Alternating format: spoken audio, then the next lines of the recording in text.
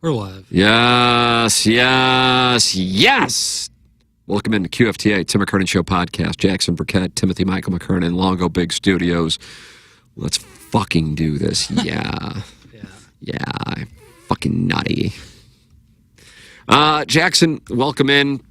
My back is hurting. I hate to hear it, man. And that's what's on my mind. And this podcast is where I just vomit whatever's on my mind, and that's what's on my mind.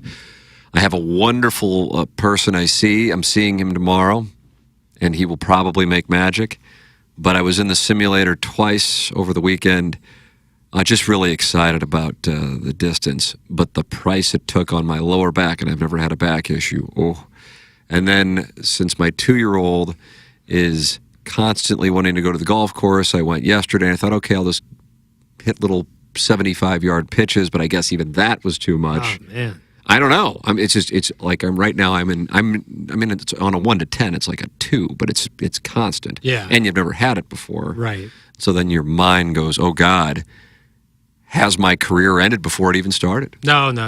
There's things if Tiger can, still walk. I don't want the fusion surgery. I don't know if my game warrants the fusion surgery. You deserve it if it's needed. If it's needed, you deserve it. Thank you for saying it. So I think that, back problems are no joke. That is not fun. Have you had one?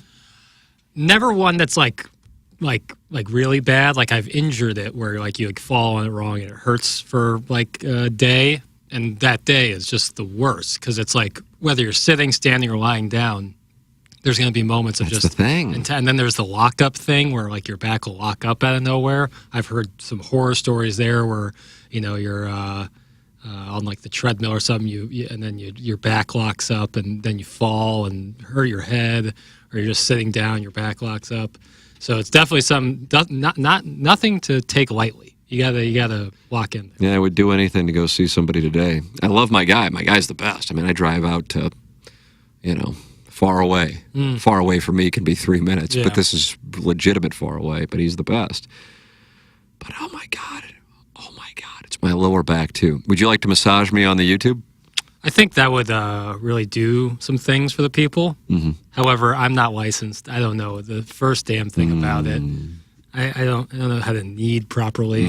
It's not what I do. I got weird hands.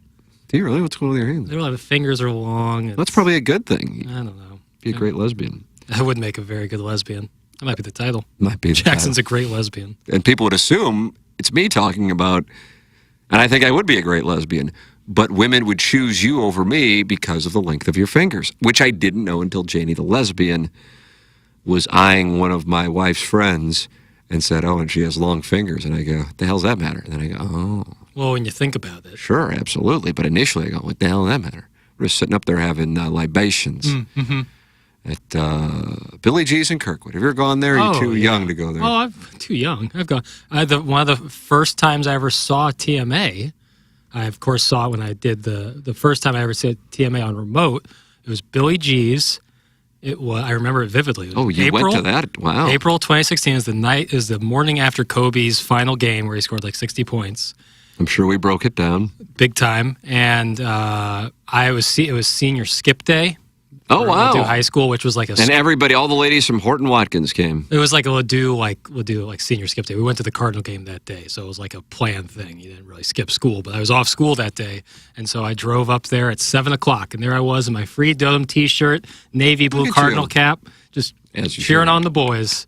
And now look at you. And look at me now. You're a star on this show. It's full circle, and I've been to Billy G's several times since. Love a good pork steak. They make a good pork steak. God bless America. That's Jackson Burkett talking pork steaks. I'm talking injured lower backs. You can talk whatever you want on this program. TMCKERNAN at InsideSTL.com. You dictate the topics. We welcome you to participate. We're live on YouTube. Tomorrow, we are broadcasting on Wednesday, February 21st, 2024 at this moment. Tomorrow, I know I have a sound story, and then I'm going to see my guy at 2:15. But I think in between the sound story and my guy, we'll have time for a quick hitter. Perfect. That's what I think we'll be doing. Outstanding. Yesterday was kind of a quick hitter QFTA, and we didn't do one on Monday, and then I had been vacationing in the Hamptons for the previous week and a half. So today's got the potential to be a deep dive. I don't know. Yeah.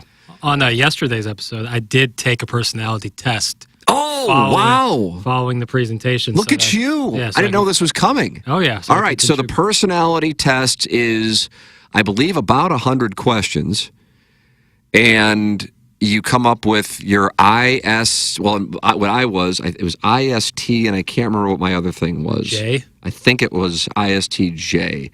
And I remember telling one of the, I say girls, can I say that? I mean, if these people are like in their 30s? Would you call you like the male people there like one of the boys? Absolutely, I would. Yeah, then you're fine. Okay, fine. And I told one of the girls, I go, ISTJ? And she goes, I've never heard of that one. And I go, look at me. I'm a precious snowflake, unlike anyone else. That's right. You're That's exactly unique. what I said. Thank you. I think E, I don't know, whatever. E is certainly seemingly more common. Anyway, what did you come up with? What do you get? So my results were INFPT. INFTP. All right. I want to give mine, even though I know I gave them yesterday. I know not everybody gets to listen to every single podcast. Oh, God, I'm back in my photos from 2023. I was wondering why there was a bush around my cock. When you shave your beard, you also shave down. Yeah, I'm fully clean. Yeah. ISTJ, that is what I am. Okay. Dash A or dash T, but I don't know which one it was. I got dash I know T. the ISTJ.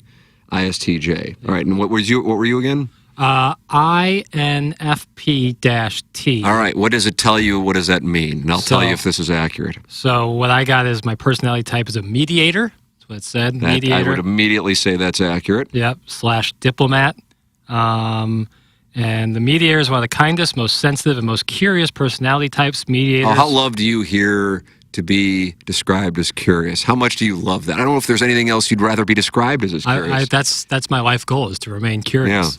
Yeah. Mediators are gentle souls bursting with idealistic energy, but it's all too easy for them to feel lost when their creative pursuits don't come to fruition. So that's basically what I got. And then I don't follow that last part. It's all too easy for them to feel lost when their creative pursuits don't come to fruition. I guess like when you're not allowed to express yourself in creative outlets, it can make you really feel insecure. The questionnaire asked me how much I like to feel secure about 100 times, and I did like 5 of them, and 4 of them, before I could get my results, said pay $1.99 to see yours. I was like, get out of here. So I finally found a free one, and they gave me that. And then it gives you like a breakdown of like 64% introverted, intuitive, feeling, turbulent. Turbulent? Yeah. I'm 54% turbulent. I don't know. I didn't really get into the breakdown of that, but mediator is what I got. Okay. Yeah, I thought that was pretty, like some of that stuff is a little, what's it called? Astrology kind of stuff. Oh, is it? I didn't think it was. Like some of the descriptions of the persons, it's like a little vague, but I think like the actual breakdowns of all of it and the questions asked were proper and really good. There's a Myers-Briggs personality test. That's correct. Yeah. So I found the exercise actually very cathartic. I really enjoyed it. I want to take it like a couple more times to see if I continue to be an IST. I was sitting there and I was having booze and bullshitting with people. Yeah. And porn? I was having booze. Port. That's right. You're having port. My dainty little fingers. Porn might have been there. I don't know. All right, Jackson. Here's the deal with QFTA right now. It's wonderful that we've experienced a 50% increase from December 2023 to January 2024 in listeners. That's outstanding. We've been handsomely rewarded for doing it daily in the month of January.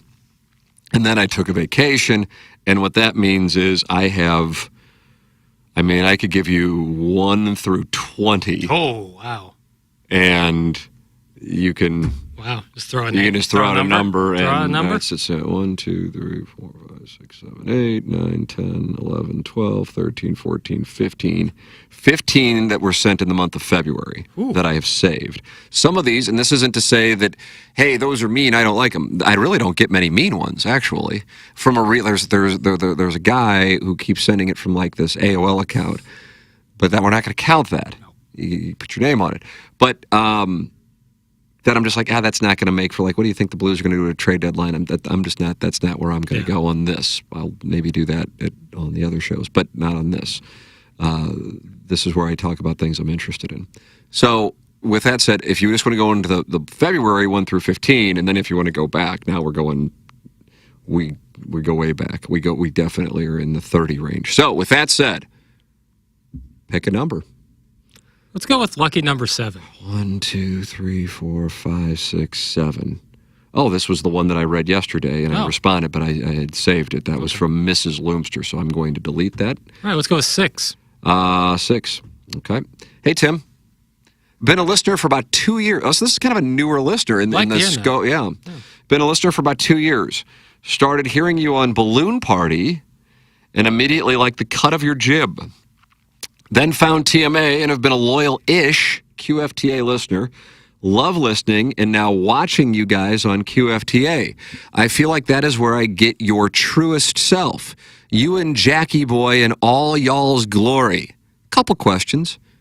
Number 1, in a perfect world, would you stop doing TMA and focus all of your energy on Balloon Party?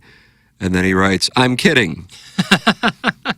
You were getting ready. You were going to pounce. You're going to see how I handle it. Yeah, I was going to see how you handle it. Seriously, though, QFTA, the Tim McKernan Show, it feels like you really lean into your podcast and like to pull the curtain back. But on TMA, it feels like you're a traffic cop making sure to avoid down and town in the same sentence. I understand that some of that may be their personalities and less, as Doug would call it, real talk. Does it get tiring? Do you think your ad dollars would follow you to the Tim McKernan Show /QFTA? That's question number 1. Wow, this is, we're not, this, you know what they call that with a gentle handshake? Is that what they say, like a number 1 on a golf course? Number 1 Far Oaks, the gentlest of gentle handshakes. Oh yeah, that's the par 5 that you should like eagle? I've had pitching wedge in on that hole. So you're saying it should be a par 4, maybe even a par 3. This is borderline. No gentle handshake here out of the gate, especially with a man suffering from lower back pain. But the audience doesn't know that, Jackson, and honestly, I don't think the audience really cares about it either, and I don't blame them. I don't know. My honest answer is, this is kind of like when you take those Myers-Briggs tests, you're supposed to just like go immediately, and my honest answer is, I don't know. I don't know. I do know, but when I say this isn't like, I hate Balloon Party, I hate TMA. I love feeling like I can have a conversation with anybody. I enjoy having a conversation with you in particular, but with anyone when I feel like I can say anything and I don't have to worry about any form of like somebody jumping in and then it getting off track. And I enjoy that. I am flattered. Truly flattered. And I guess if I were to take a step back, I would actually go, I wonder why people care what I have to say. I don't know. And it's not like millions do, but that here is a podcast where there really is zero format. And it experienced the increase in listenership that it did in January. And it's just me and you bullshitting about essentially whatever the audience wants to talk about. I love that. But I loved the podcast, doing this podcast before January. I just thought, you know what? The Sound Story thing was super intensive for most of 2023, for about 8 to 9 months of 2023. Super intensive. And after the Christmas holiday marketing push, I can kind of exhale and I go, God, the weather sucks. I can go home. But my one son's at school, my other son's asleep. It's not like I have a whole lot to do. Let me see if we can just do something with this. I enjoy doing it. Yeah, agreed. And in neither one of us, and if you did, great, but neither one of us got like another dollar for it, much less another, material amount of money. But I'm like, let's just see if we can build something. I like building things, especially things that I enjoy. So there truly wasn't a game plan. But I just enjoy doing it because I enjoy the conversation. And I enjoy that with the audience, you have to kind of seek out the podcast. And so it's like if I had these kinds of conversations on TMA, for example, it couldn't happen on Balloon Party. I mean, I guess it could, but management on a real station, 101 being a real station, as in one that they have to care about more so than, say, an HD2, which is more of a windfall situation. Not that it's an entire windfall, but more of a windfall. And I want to make sure I emphasize relative windfall because expenses are on our show. So it's not like it's like, oh, found money for whatever these idiots bring in. There's expenses on the show. But 101 is, that's a bigger time situation. I couldn't just go, okay, let me just, and then blow off, because the 101 audience is expecting certain topics to be discussed. And I understand that. And by the way, it's now 15 years old and it's worked. Whether you watching this or listening to this like it or not, that's fine. It's kind of like what I say about TMA. You may not like it. Plenty of people don't. But it would be difficult to dispute that it's been successful. And I would say the same thing about 101 ESPN. So with this is our own thing. Hubbard is not paying us to do this per se, and this isn't taking up inventory from Hubbard's stations. It is just a blank canvas. We get to come in, and that is when I think I am at my best. Yeah. I think if I am like, hey, you got to make sure you talk about this, or hey, you got to talk about it in this amount of time, or hey, you got to kind of stay on this script, I certainly can do it. I did television, but it doesn't really stimulate me. Oh my God, did you just pull a butt plug out? Because I saw your reaction. I thought it was your phone, and then a little plug emerged. No, my phone was resting on this here board, and I guess it slowly slipped off, and I thought like the world came crashing down. I guess that's a reflection of how tied up we are with our phones. Apologies. Yeah. Oh my God. So you're not wearing a butt plug? Not currently. All right, fair enough. Now that Jackson has rudely pulled out his butt plug in the middle of my, it was just a nice little ice cube to put in there. I mean, listen. Here's. You go, okay, what would, because somebody, I think Doug asked you this maybe Monday or Tuesday. What would you like in 15 years when you're 40? Mm-hmm. And you kind of don't really, I didn't like, people would ask me that question when I was in my 20s or 30s. And it's not that I didn't like the question, like, where do you see yourself in 10, 15 years? It's just, I knew enough at a young age to know that it kind of doesn't matter. And also, things that are beyond your control will play a role in what that is. So then if you don't reach that goal, that doesn't mean that you failed. And so to hold yourself to that standard is likely setting yourself up for quote unquote failure. Yeah. Or if you just have I don't give a fuck what the deal is, I am going to be living here, or I am going to be doing that, then a lot of things can be, let the costs of it be damned. We're doing that, and then it can get in what can be, in my opinion, irresponsible. So, for example, can apply this to something that I think almost everybody can relate to. A home situation.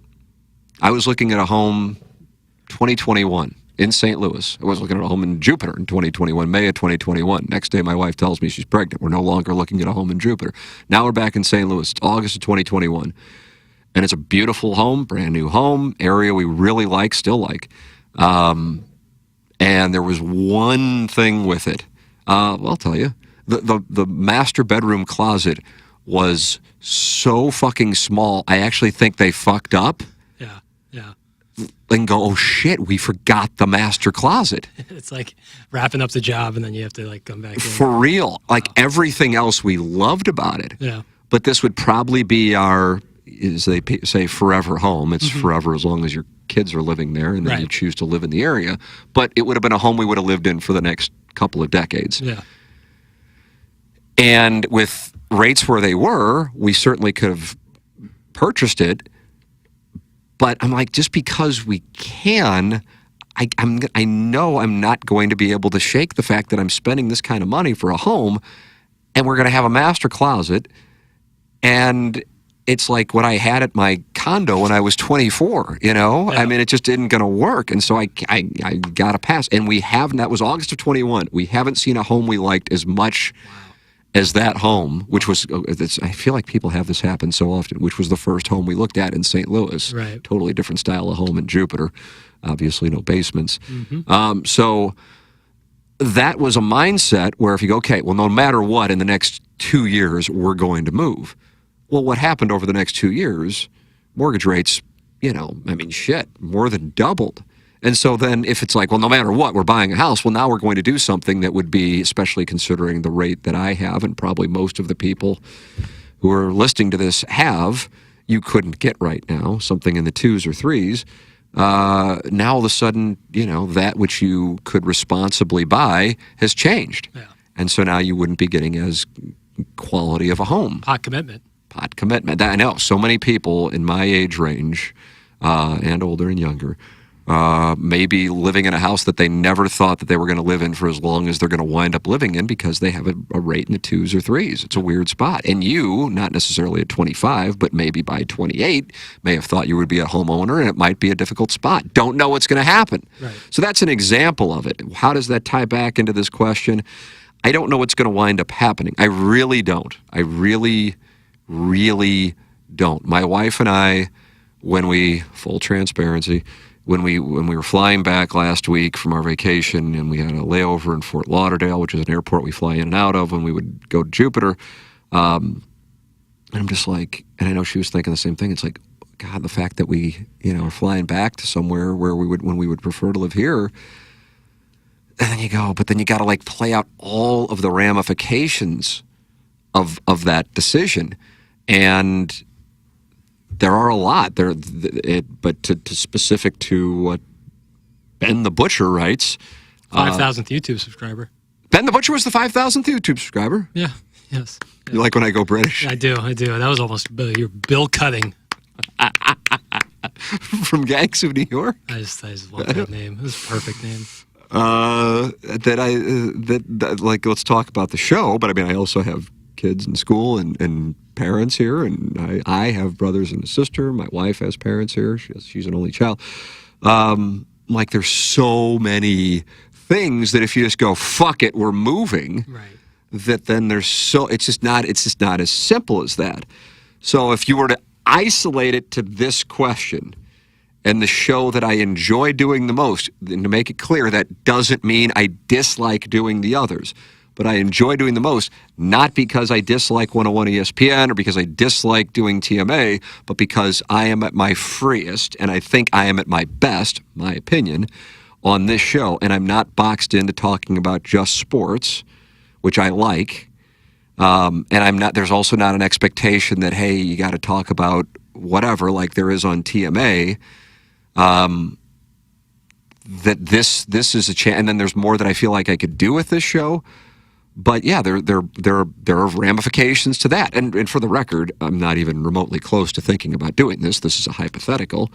But no, the stuff on TMA, you have no idea. I get, because I guess the Lisa Ann thing last week, and don't get me wrong, that wasn't pleasant, but it really wasn't relative to what Doug and I in particular have gone through together. Because Iggy and the Plowhawk haven't been around for all of it, but they've certainly been around for a lot of it. You've been around for a little bit of it. That was kind of like, again, if you ask me top 20 most fucked up things in the 20 years of TMA, the Lisa Ann thing wouldn't even be, I don't even know who to be others receiving votes. Right. I'm not downplaying the Lisa Ann thing so much as I'm saying there was just so much more that really did. Like when Lisa Ann texted me and we were flying down on our first leg of our flight, and I'm just like, oh, I totally get it. And as I said, for those who've listened to TMA, and I may have talked about it on the Tim McKernan show, this podcast, my bigger issue was not with, oh my God, Lisa Ann's leaving the show at all. It was, and if I held up my phone, people might be able to do they'd be able to read it all. But I mean, it was a very long text. It wasn't like a motherfucking text at all. She was clearly in a very bad place. Honestly, if I wasn't on a flight, I might have called her right then. And again, I mean, I don't want to overstate how close I am to her at all. I mean, I don't know if anybody's closer on the show to her than others. I don't know. I guess Plowboy and Madison were planning on hanging out with her in New York, I think, at one point, maybe. Yep. But either way, I think we're all kind of equally, I mean, obviously Iggy, not anymore. But, I mean, Iggy, when she did her podcast, she booked Iggy on the podcast. Yeah. So point being, it's something that I think if you would have been like, this, she's really not doing well with the situation. My guess is, because it's been almost 2 weeks since she texted me, that she's in a better place, I would assume. Yeah. But with that all said, when you texted me on Super Bowl night, I'm like, oh, this is a thing. And then I see what's being posted on the TMA fan page. And I understand, and I don't fault people for it because I've lived it myself. if you're on a social media page and you're really active on it, and this is not limited to the TMA fan page, the only other one that I really will read, and I read way more than the TMA fan page, just because, not because I dislike the TMA fan page, there can just be things that can just be like irritating that I'll read that I'm like, why bring something into your life experience that can be a negative without upside? Yeah. That's it. It's a very simple metric. There are plenty of places I can go and read awful things about myself. So why do it? So I just don't do it. It's real. It's like real. It's not even tempting. It's just like I know. So why mess with it? Is Power Mizzou, where I also can read awful things about me, but like I'm interested in what they're writing about. Well, what Gabe's writing about more so. As a Missouri fan, but I don't like read Cardinal boards or Blues boards. But if you are existing in those social media areas where that's where the conversation is, alphas always emerge, and then with the alphas, the new guy who arrives says something that's a little off culture for the board or for the page, and then he gets like hazed by the guys who have been around as if like it's an honor to have a lot of seniority on a message board. What a fucking strange system. And then I look around and like the people who in my life experience that I respect, whether it be as, husbands or fathers or as businessmen, and not one of them spends a lot of time on any of these things. Yeah, that might tell you something. So, once you kind of have that context, you don't really worry about it. But but I felt badly for you because I knew you were in a weird spot. That was like my biggest thing from it. I'm like, this sucks for Jackson. And then part of me is like, maybe I just do the show from the Bahamas on that Monday morning because I didn't want you to get in a spot where you could now have to own something that you have nothing to do with, just like I got nothing to do with it, but it doesn't matter. We all get blamed. And yes, that part, if you want to use it, does that get tiring? Yes, it gets tiring, but in comparison to the other stuff that was exhausting, in particular from 2016 through 2021, it's a nothing. And if anything, at times there will be moments where it's a reminder of how much better life is now, not because of necessarily addition by addition, but addition by subtraction. Totally. And so because you have that perspective, something that I guess if you are titillated by schadenfreude or just gossip or it's a weekend and the weather's bad, so I'm going to hang out on a Facebook page, and I understand that. If anything, like I said, you want that. You want people to be invested in your show. Yep. There aren't a lot of shows where you would have something like that happen in St. Louis. I can think of, in my opinion, 2. And fortunately, we're one of them. So that's the cost of doing business.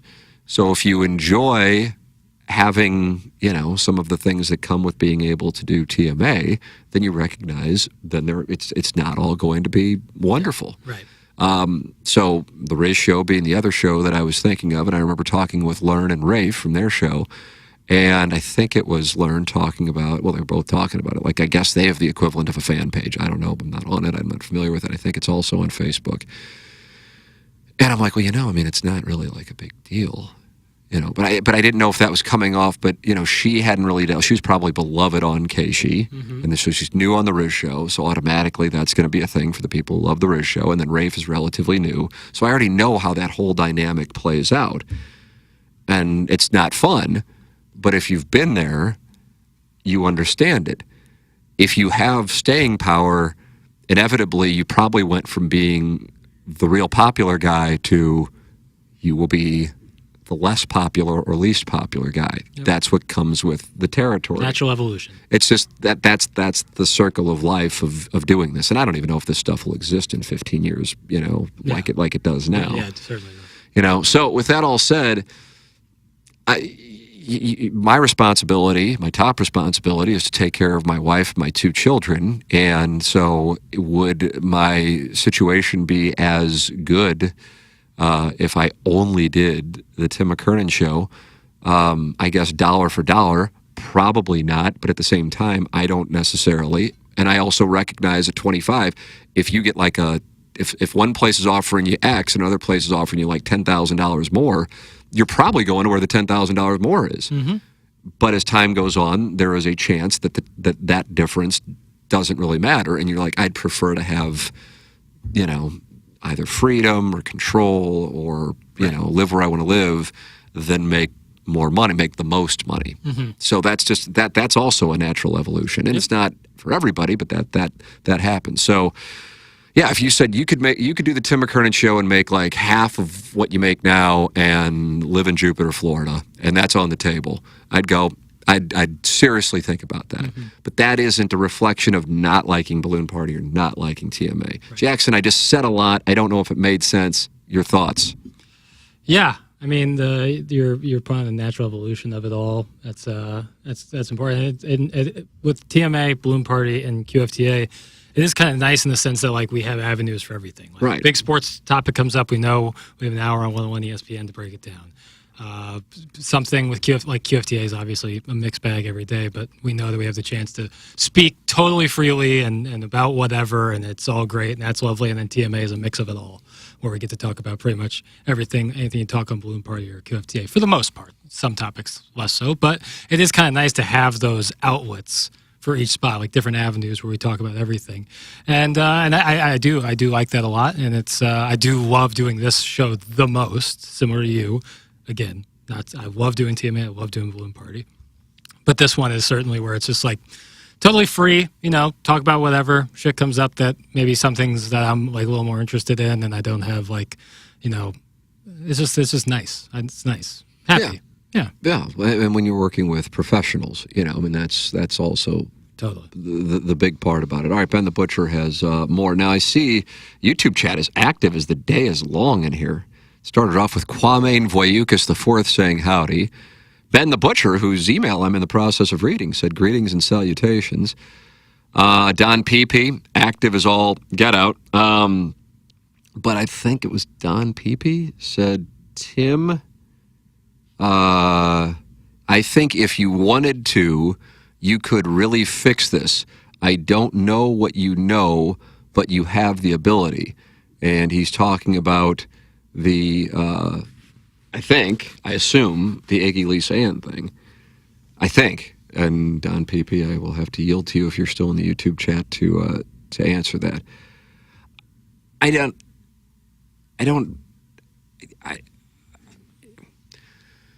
Jackson. Yeah. I don't do this with my 2-year-old, be a little aggressive. But with my 6-year-old, when we both have been relegated to the basement to take our showers. I remember that. And so he'll take a shower at night before going to school the next day. And then he'll get done. And then he'll watch whatever the hell that I'm watching. And I'll flip off PersianKitty.com. And when he comes out, I'll, put on the 2019 Masters. And he'll stand there and he says he's drying off while watching whatever it is that I'm watching. And then after a few minutes, as I'm going upstairs, and I said, not yet. Why do I say that? Because his drawers, his pant, his shirt, his shoes, his belt are strewn about. And I said, before you go upstairs, clean up your mess. Why do I have to do it? Because it's your mess. You clean up your mess. When I throw my boxers down here at 5 a.m. before I get in the shower, I'm not going to walk up to you and say, hey, go pick up my boxers. That's my mess. Boy. And that's what I have to say about the Lisa Ann and Iggy situation. Yeah. So maybe that... Good analogy. Maybe that resonates. Good analogy. Maybe it doesn't. All right, Ben the Butcher has another question. In your opinion, what would you say the radio landscape does lend itself to? Your opinion, what would you say the radio landscape does lend itself to?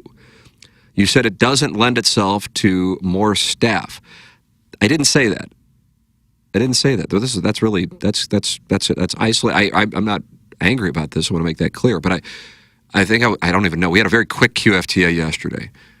And I think I was asked about, by Mrs. Loomster, I think is what she went by, about taking money and then putting it back into TMA. And what I was talking about is at this moment, Hubbard does not have an appetite to add to an already, I'm sure internally, even though they haven't directly said it to me, I'm sure in their meetings they go, we have 5 motherfuckers on that show.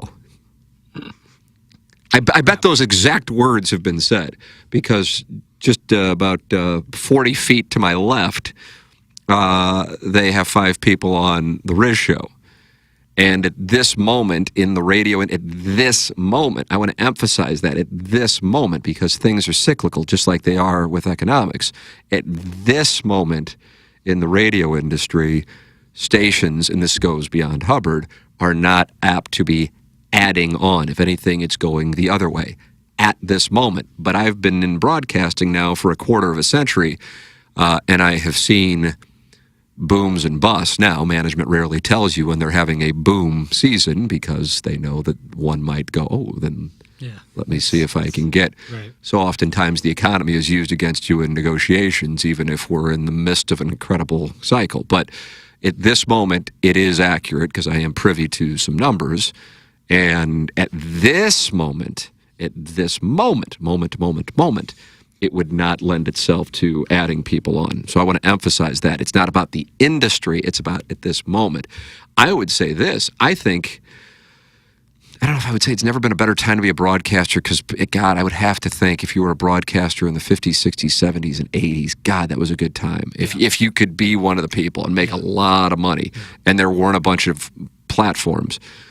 Now, anybody can do a podcast now, but if you have the podcast and you can mobilize an audience, it's kind of, I'll draw another analogy. It's a big analogy, QFTA.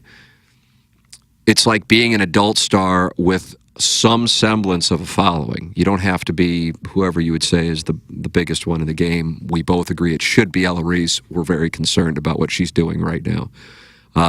But let's say it's Bella Danger, for the sake of the conversation. 20 years ago, Jenna Jameson. God, I'm sure Jenna Jameson would be like, I can't imagine the money I would have made if I had OnlyFans in 2003 and 4. Right. Because now, if you have any semblance of following, you can then monetize that following and will have 100% control of your content. Yep. And that is a great thing. Now, for every one person who is making money, and I'm talking about not like a couple $1,000s a month, I'm talking about like a nice living, doing a podcast, God, I would say, I don't know, I mean, of course, any number I'm throwing out, I would say there are 1,000 podcasts. It's 1,000 to 1 ratio. Mm-hmm. Do you think that's approximate? For every 1,000 podcasts? For every one person who's making, let's say, 6 figures doing a podcast, there are 1,000 people doing a podcast who aren't making anything. I think it might be more. Okay. Yeah. I thought you might go that direction. Yeah. It's like 2,000 or 3,000? Yeah. Right. But if you are in that spot, then it's a great thing.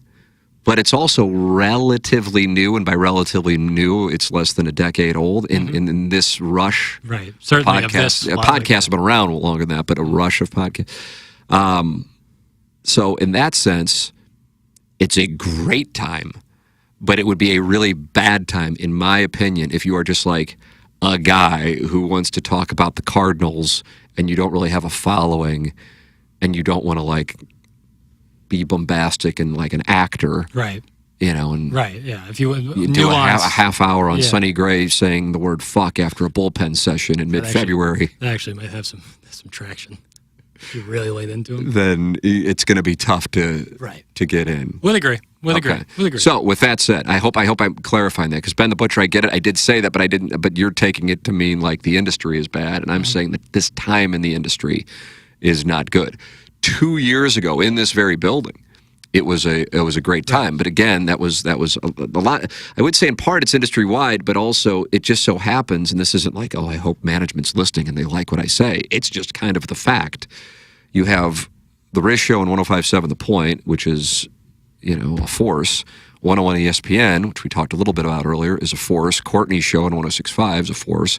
Casey is, you know, a heritage station that is one of the most well-known radio stations and the oldest classic rock station in the game, much less in St. Louis.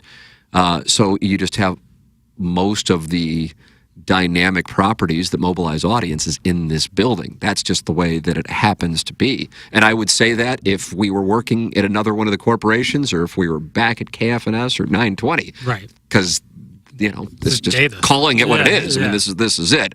So I just want to be clear on it. So it's about the advertising economic cycle, which tracks back to rates, which tracks back to people pulling back, which tracks back to people having concerns about the short-term or long-term economic health of the United States. So it's all intertwined. With that said, let me go on.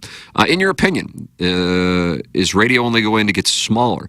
See, I would actually say no, but I think what one would think of when they think of radio in 2015, I was going to say 2005, that is going to change and has already started to change incredibly substantially.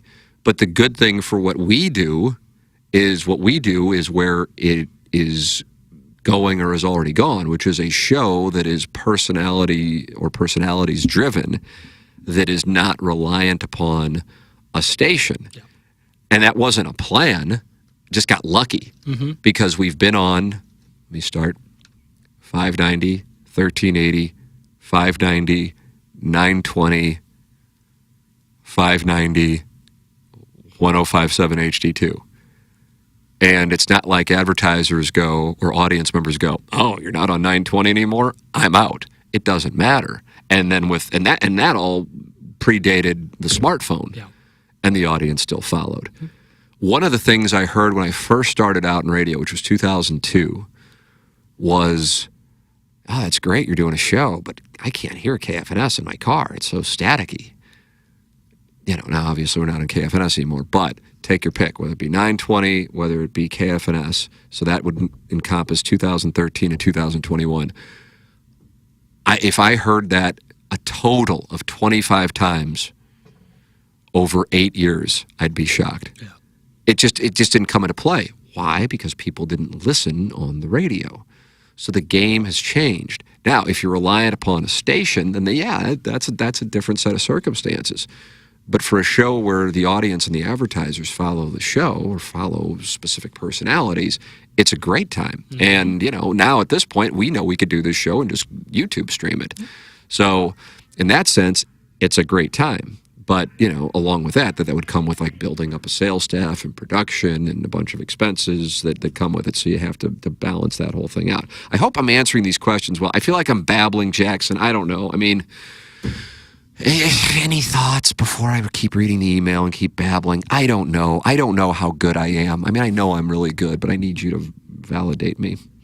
I know that like our style, like type of show, both QFTA, TMA, a little less so Balloon Party, but that's just because like I'm not all in on like, I don't really listen to like a ton of sports talk outside of work, but is like the kind of stuff I like to hear, like long form, like hangout podcasts where it's just a couple of people talking about whatever it is, not so much tightly formatted, more so just like hang out. And I think that behooves the people doing it, because if people are listening to you because of your personality and less so the topics you're discussing, you're more likely to mobilize an audience and keep people for longer, I feel like. Yeah. Like if I like these couple personalities and they do a podcast, I'm going to listen to them no matter what they're talking about, as opposed to a topic-based show. If I don't like the topic, I'm probably not going to listen to it. I mean, that's how I look forward to every Wednesday morning, Holly Randall's podcast.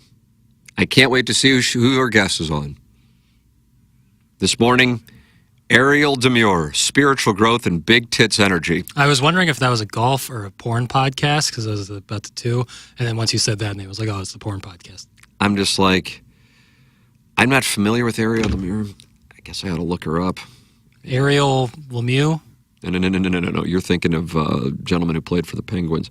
This is Ariel Demure. Ariel Demure. Let me see. Part of my interest will be solely determined by her appearance. Is that shallow? Well, I mean, if their industry is is stag. Thank you for the delicious honesty. If the industry is stag, it's kind of... I can't tell. Looks like she looks like that. I think there's a chance that this might be an outlier situation. I'm not sure. Anyway, it's not what I expected. Okay. Either way, I wasn't all that interested in the podcast anyway. Yeah. Now, imagine, if you will, I open up my podcast app at 5 a.m. as I'm one to do. Right. Post shower in the basement. That's correct. New Holly Randall episode. My guest this week is Ella Reese. Oh, my God. I don't even know when I just hit play right away. Just call in and say, hey, Jay, you're on point. I got things to do over here. And then like at 6:30, be like, never mind, I'm coming in. I'll tell you a podcast that I really enjoy, even if I'm not necessarily intrigued by the guest. Okay. Is Bill Maher's podcast. Interesting. And people, they associate media with politics, and I understand that and whatever, but that's not necessarily what it is. So, like, I'm listening to his interview right now with Whitney Cummings. I'm not necessarily anti-Whitney Cummings. I'm not necessarily pro-Whitney Cummings, the comedian. Yeah. But I'm just like, God, every conversation he has, they're really conversations. They're not interviews where it's right. What do you guys plug? And it's so good. It's the name of the podcast is Club Random, and holy shit, is it random? You can tell the guest is like, yeah, and then okay, I guess we'll get back to that, and then he's just gone on something else. And I think he sits there and he just gets really high. Yeah. And then they maybe get high or having booze, but it's a great listen. Yeah. And then there are some other podcasts that comedian podcasts are usually they kind of have a natural presence on the mic, and yeah, that's true. Usually pretty solid. This one, The Knowledge Project, I love, but it's this Brian Johnson guy who's like, I think he's exactly my age, and like his whole quest is to like live forever. And I'm on it. As weird as it sounds, I'm bored by that. He's like into like the health stuff. Yeah, maybe I'll give it a try. It's almost like it's not, but it might be under the same umbrella of guy who works out a lot and screams at you for being a pussy and not being a multimillionaire yet. Yeah. I was thinking when I heard that he was going to live forever, I was like, I don't know why, but it feels like this guy's going to start yelling at me. I mean, basically, it's full of shit and like another one of these cults of personality who really might not necessarily have the answers, but will make sure that you come away believing he does, even though. God, those are so how my TikTok algorithm has those guys, and I have no idea how. Or maybe there's just so many of them. They're that, and like it's just as soon as you see it, you gotta swipe. Oh my God, I know. You just gotta I'll drop my phone, like, oh fuck, another one of those guys who just got done working out for 8 hours who's screaming at me. Yeah, like Walden Goggins in my face. Get out of here. Is that the guy who like screams at you while he runs? Yeah. Yes, and he's bald, and he's like always goes on Rogan, and he's like, if you're not doing sit-ups right now, I'm gonna fucking rock your world. There is a certain demographic, like I could draw a circle around the St. Louis map of where, for whatever fucking reason, these people have really penetrated this demographic. Oh my God. And I have no idea why. I would love to psychoanalyze it. Yeah, man. It's like there's a school in the Metro Catholic Conference that really wants to make it great again. And I'm dead serious. I would love to psychoanalyze why this particular school. And I'm kind of like, there's a good chance that there's another one but this one really wants to make it great again. And I'm like, why is that? Like, I'm not like mad about it. Whatever. It doesn't fucking matter. Hell, if anything, I'm in the minority. But I wonder what it is. Because it's just too. It's too many. It's the data is overwhelming, and I'm just like, what's going on?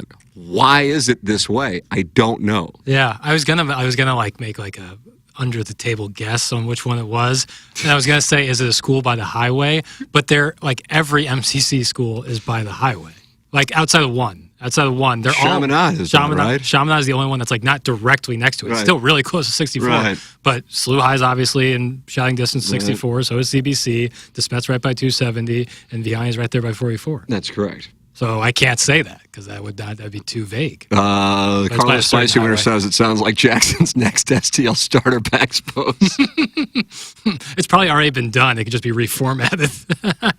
I don't think STL starter packs goes politics. Kind of does actually. But that's I think the this past weekend. I know it's like it's politics without veiled, politics. right? Yeah. Like I guess apparently I think the post from this weekend that you made was the Eureka neighborhood starter pack party. So this is why I could never run this. I have the knowledge. I can make a couple guesses, but I have no knowledge. Oh, because my wife's not on Instagram, which, honest to God, is the most important things in our marriage. Yeah. I swear to God. Like, her friends are like, oh, let me send it to you. She's like, oh, I'm not on Instagram. Good for her. And just right there, I just, like, get hard. I'm just like, you might have a nice appearance and all that, and people say I'm hideous and you're not. Whatever. That's wonderful. And they're wrong. Thank you. Yeah. But the fact that and she's like, you shit on social media, but you're always on TikTok. I go, but I'm not posting. Yeah. And when I shit on, and I don't want to speak for you, but I feel like if I'm shit on social media, I'm not shitting on TikTok. They got it right. I'm telling you, this is peak humanity right here. Is TikTok is peak humanity. I'm just, and then now I got this. So my wife is on a high. She's coming off the high, which always sucks. It's like, oh, the guy who's on a coke binge. It's like, oh, let's get away because we know what's about to happen over the next few days. Yep. But coming off of the vacation for her birthday, so she turned 40, whatever. Fucking, I don't know. She's posted enough about it now at this point that it's not a secret. I felt like, I don't know. Some people care about this stuff. I'm 47, whatever. Fuck, I like you say whatever you want. Pesci. I just you don't fucking get a care. little Pesci in you for times. But I mean, she's not doing it like, she's so grateful for everything that happened over the last couple of weeks. And, from the trip, and to her credit, she planned it. I absolutely wasn't going to. Where we stayed was incredible. We'll probably go back there. It was really nice. It's so easy to get to, too, from the United States. Holy shit. And she planned all the, I mean, I just would have, you could offer me money and I wouldn't, especially when you're planning with other people. That's what's like with me, it'd be like, okay, fine, wherever, and I'll find something that I like to eat. I'm fine. But this place was great. She did all the work for her own birthday thing, and then we did this thing the other night at Olive and Oak for her birthday for the people who weren't on the trip. And there, I don't know, we're like 35, 40 people. Let me ask you this, by the way. Sure. This is really ADD theater here, but I'm loaded for bear. We haven't done one of these. Plus 200 we ever get back to. I think we're still reading an email. We are.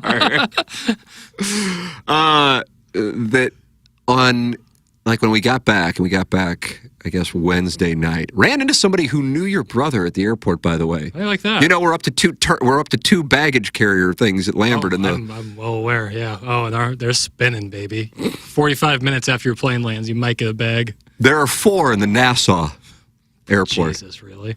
Yeah, the Phoenix one had about 1,000. Anyway, but we got a UFL championship game. Damn straight. That, he knew your brother, I guess. Played basketball with you. Okay. And a part of me was like, God, should I come back in they're coming back in on Thursday was a non-starter because we didn't get home until 11 o'clock on Wednesday night. Like, should I come back in? Because I knew you were telling me Plowhawk had COVID, but he thought he was going to come back in, and KG in O-Town was being a champion. Real champion, yeah. And I definitely could have done it, but then I was like, I'm still exhausted. How are you exhausted from being on vacation? I was exhausted. It's a real thing.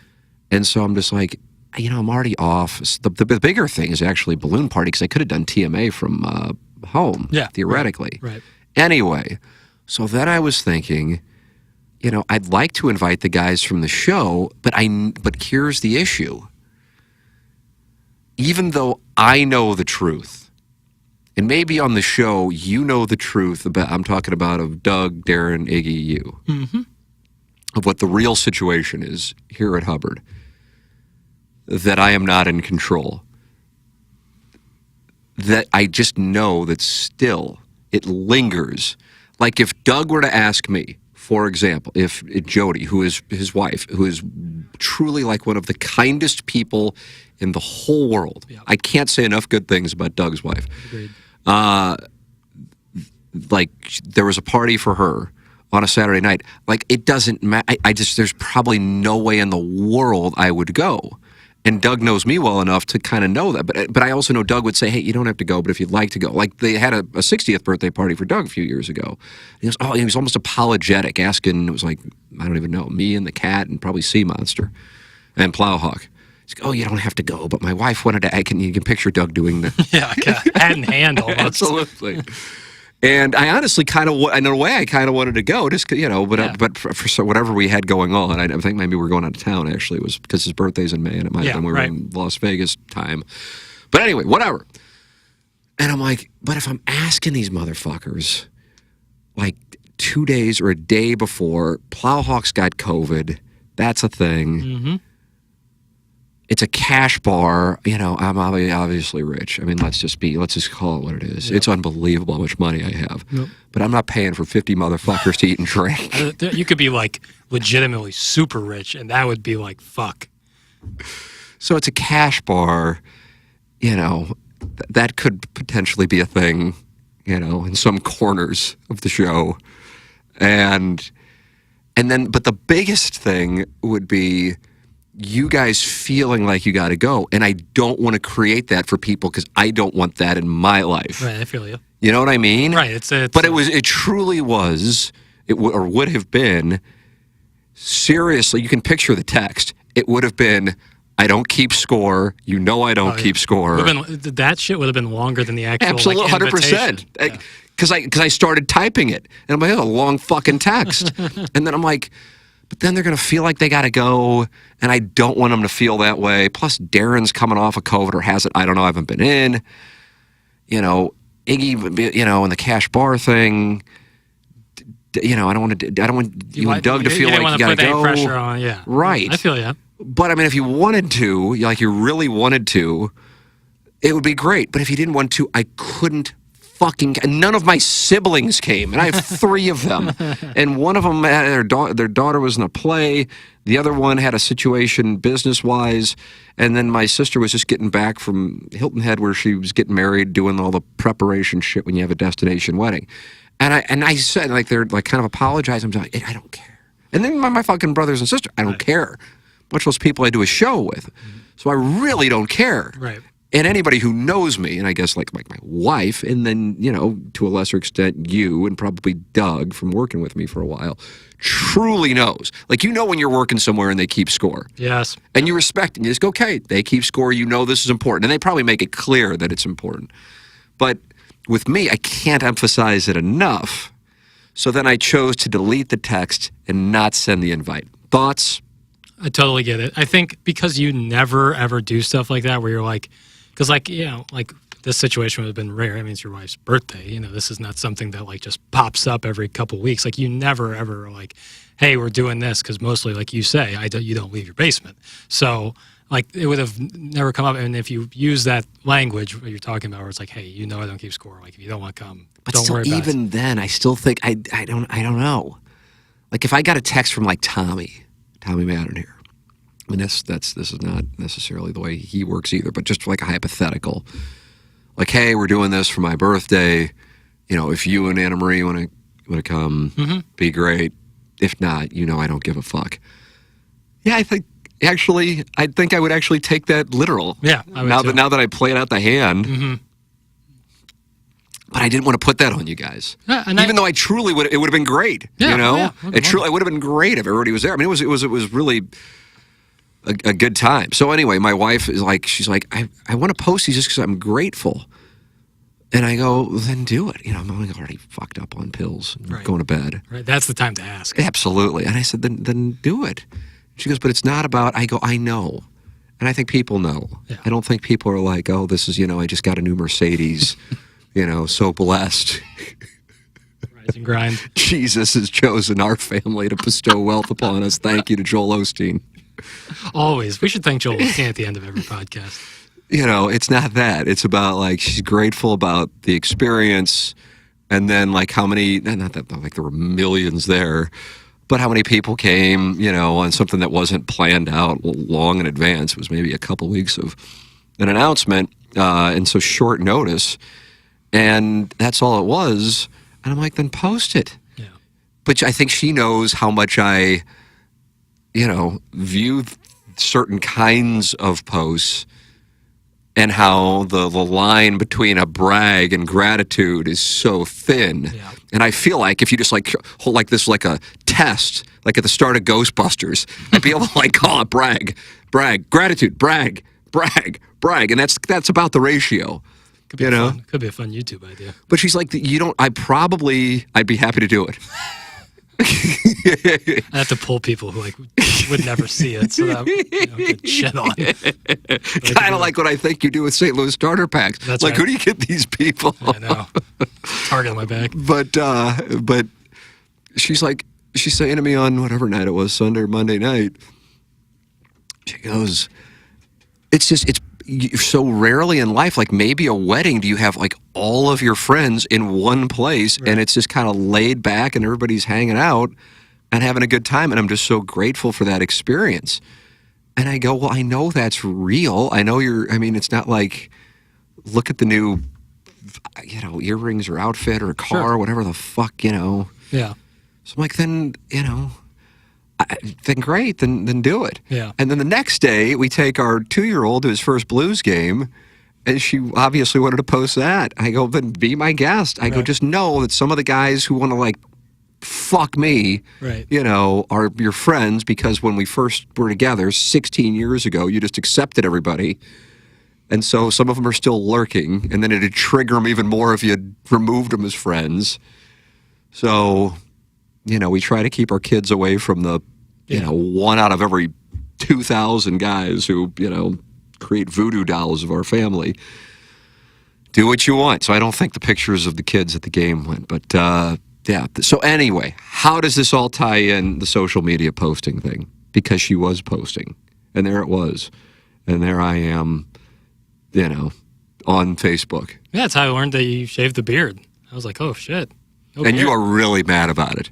Same. Like you're mad, like you are angry as a hornet about it. I think I look better with the beard too. I really do. Yeah, it's not to say that. But here's the thing: it's tough when you go from like pasty white skin. Oh, you're preaching to the choir.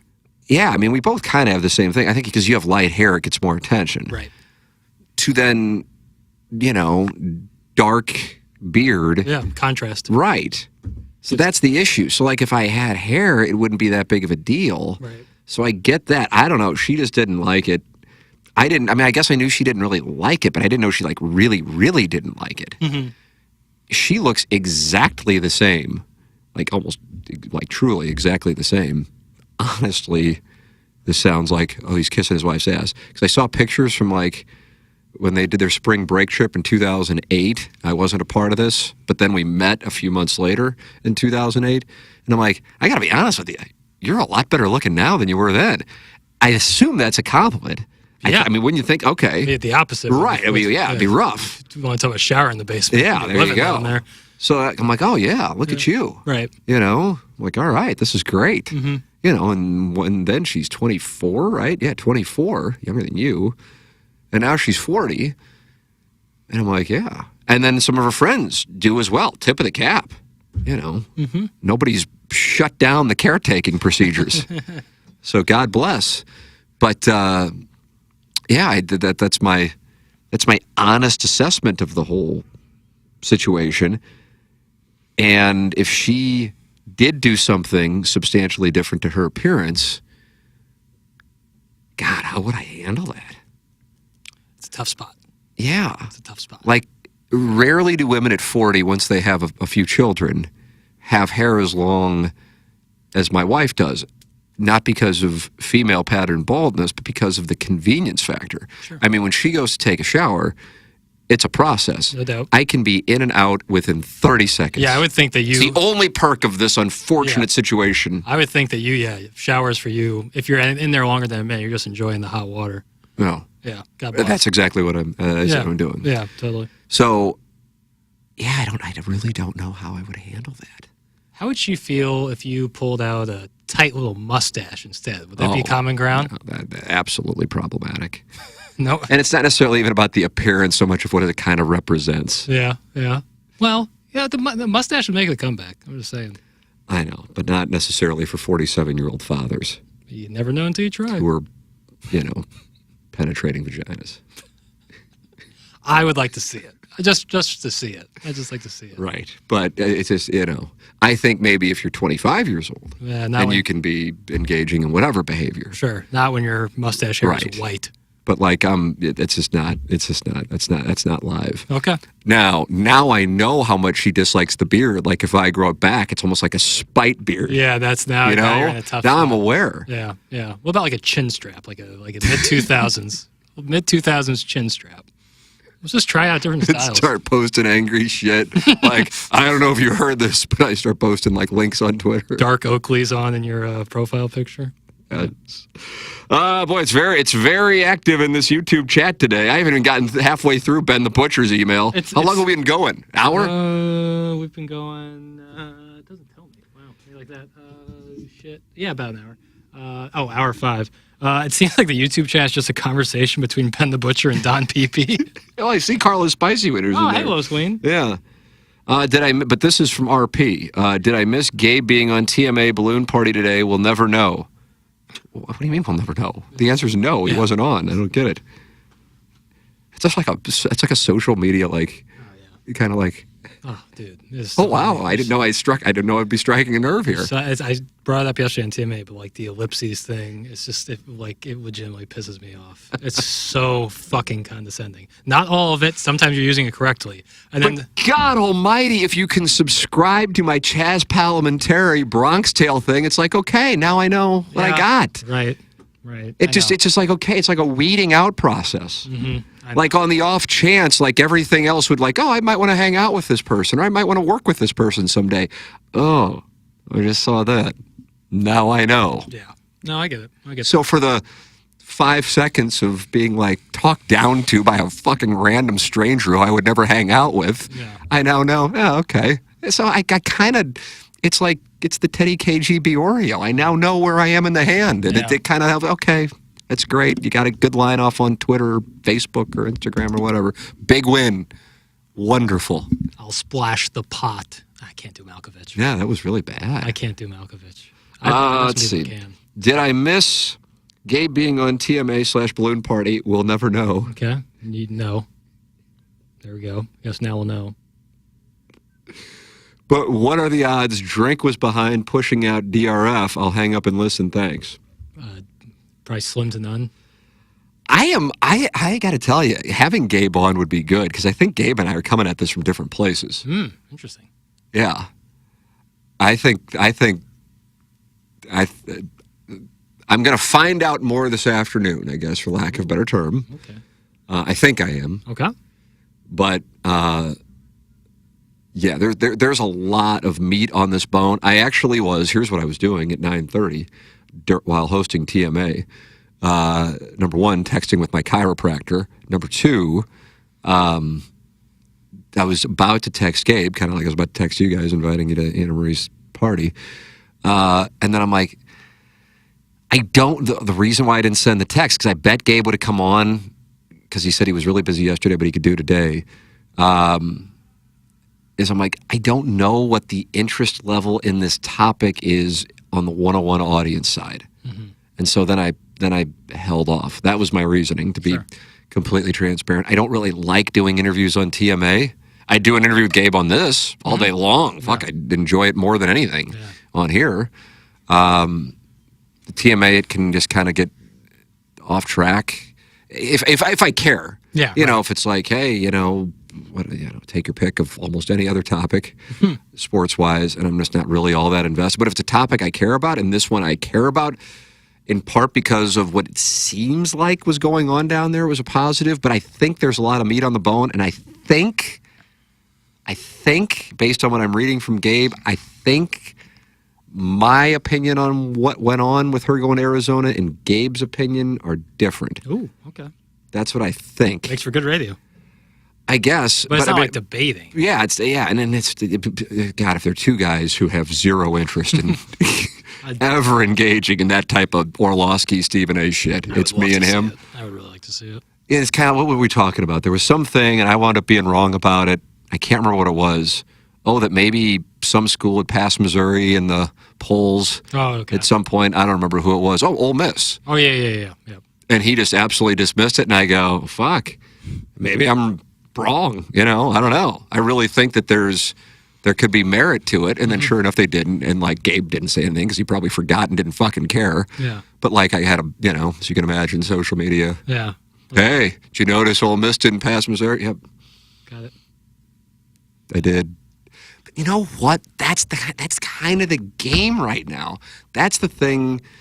and I'm like, Lisa Ann's like that topic is like this black hole. But for real, when I was texting with you from the Bahamas that Sunday night, Super Bowl Sunday night, I sent you a long text. Yeah. And I said to my wife, either that night when we were going to bed, she was about to peg me, or when I woke up the next morning, and I said, this just shows how I'm either just not right for doing this stuff anymore, or maybe I'm coming in at just the right time because I'm such a zig to the zag. And by that I mean, if I were like at, and this isn't shitting on Barstool, but I'm just using Barstool as an example. And God bless. I mean, I'd be happy to trade my bank account for Dave Portnoy's any day of the week. I don't know if I'd really want to do what he does on a daily basis. Still does too. But God bless. I mean, this isn't like a shot at all. I'm just saying, like, I know if that went on and we did a podcast and was part of the Barstool Network and that whole thing went on, it would be... Yeah. I got to think of the because I'm making hand gestures and you're nodding, but we're not saying it. And I know a lot of people go back and listen to this. It would be all hands on deck, everybody on the show tweeting about it, Instagram posts. About to say. It would be TikToks, like I'd be doing walk and talks all about it. And honestly, my reaction to the whole thing was, I'm like, God, I knew about Lisa Ann leaving the show in a private text exchange 2 days before she even posted the thing that you texted me about. And I was kind of like, my reaction wasn't like, oh, fuck, she's leaving the show, or, oh, fuck, why'd Iggy tweet that? Or, oh, fuck, she shouldn't have gone after Iggy on the radio show, or, oh, fuck, Iggy should have texted her back, or any of that.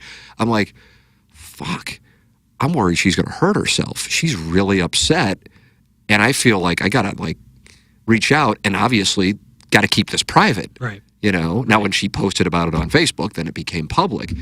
But I had zero appetite. The only reason why I would have even hosted the show from the Bahamas is to not put you in a spot where you could get killed because you're in a tough spot, a real tough spot. But not because I'm like, oh yeah. Right. I'm like, oh God. And so I wasn't mad at Lisa Ann, I wasn't mad at Iggy, I wasn't mad at the situation, I wasn't mad at the audience, because I get the audience being like, oh yeah, I get it. You want that if you're in our spot. But at this point in my life, I'm like, I kind of feel like it's like you're like feasting on a carcass. Yeah. And it just isn't, and I'm not saying I'm on a moral high ground, it kind of bores me. Yeah. That's where I am. And I'm not saying that, but I still love doing shows. Love doing shows. I saw one of the things that was posted often on the fan page in that thread was Tim doesn't care. And I'm going, I've never cared more because I kind of have to care because I got a 2-year-old and a 6-year-old. Right. I am not like on the verge of retiring to Jupiter, Florida, which is another, I mean, hey, listen, I wish what you wrote was true, but it's not. Right. You know, if anything, I care more. I am tortured by, you know, not tortured by, but I've got a lot on my decisions and you know, I care big time. I've told my wife, I'll say this, I don't think I'm saying, if our boys were 14 and 12, my mindset would be a hell of a lot different than the fact that they're 6 and 2. Right. And I would imagine, even if you don't have a kid, you can understand why. Yeah. So I care. I just don't care about bullshit. Yeah. That's what I don't care about. Yeah. And in that particular case, I'm like, she's wrong, he's wrong, they did it, they figure it out. Not my problem. That's how I view it. Was it Doug's problem? Was it your problem? Was it Darren's problem? Why the fuck is it my problem? And all of a sudden, because I think, well, you messed up and you messed up, figure it out. Oh, you don't want to figure it out? Fine. We'll move on. We'll be fine. I've watched a lot of people come and go from this show over the last 20 years. I know we're going to be just fine. I'm not going to sit there and like issue a statement on the fan page, which would without question be shit on. Yeah, right. I already have seen this song and dance. Where's the upside? So I'm just like, okay. You know, but I'm just like, but the thing is, I know the game. Like, if we were working, thank God we're not. I don't think that there's any place in St. Louis where it would be like this. But if we were working at a place where it's like, feed the beast, it would have had to been all hands on deck. You'd have Doug fucking tweeting and posting Instagram about the Lisa Ann Iggy war. Yeah, they would be putting out social media clips before things were said. God. They predict, like, AI. What do you think's going to happen? And I'm just like... Right. Sound off in the comments. But here's the thing. That thing's worth whatever the fuck it's worth. Yeah, and I'm fucking around next to a pisser. Yeah. You know? Yeah, a nice pisser, though. It is, God, in the flushing velocity. It's like an airport or an airplane. Shit. Airplane lavatory. Suck the colon right out. God Almighty.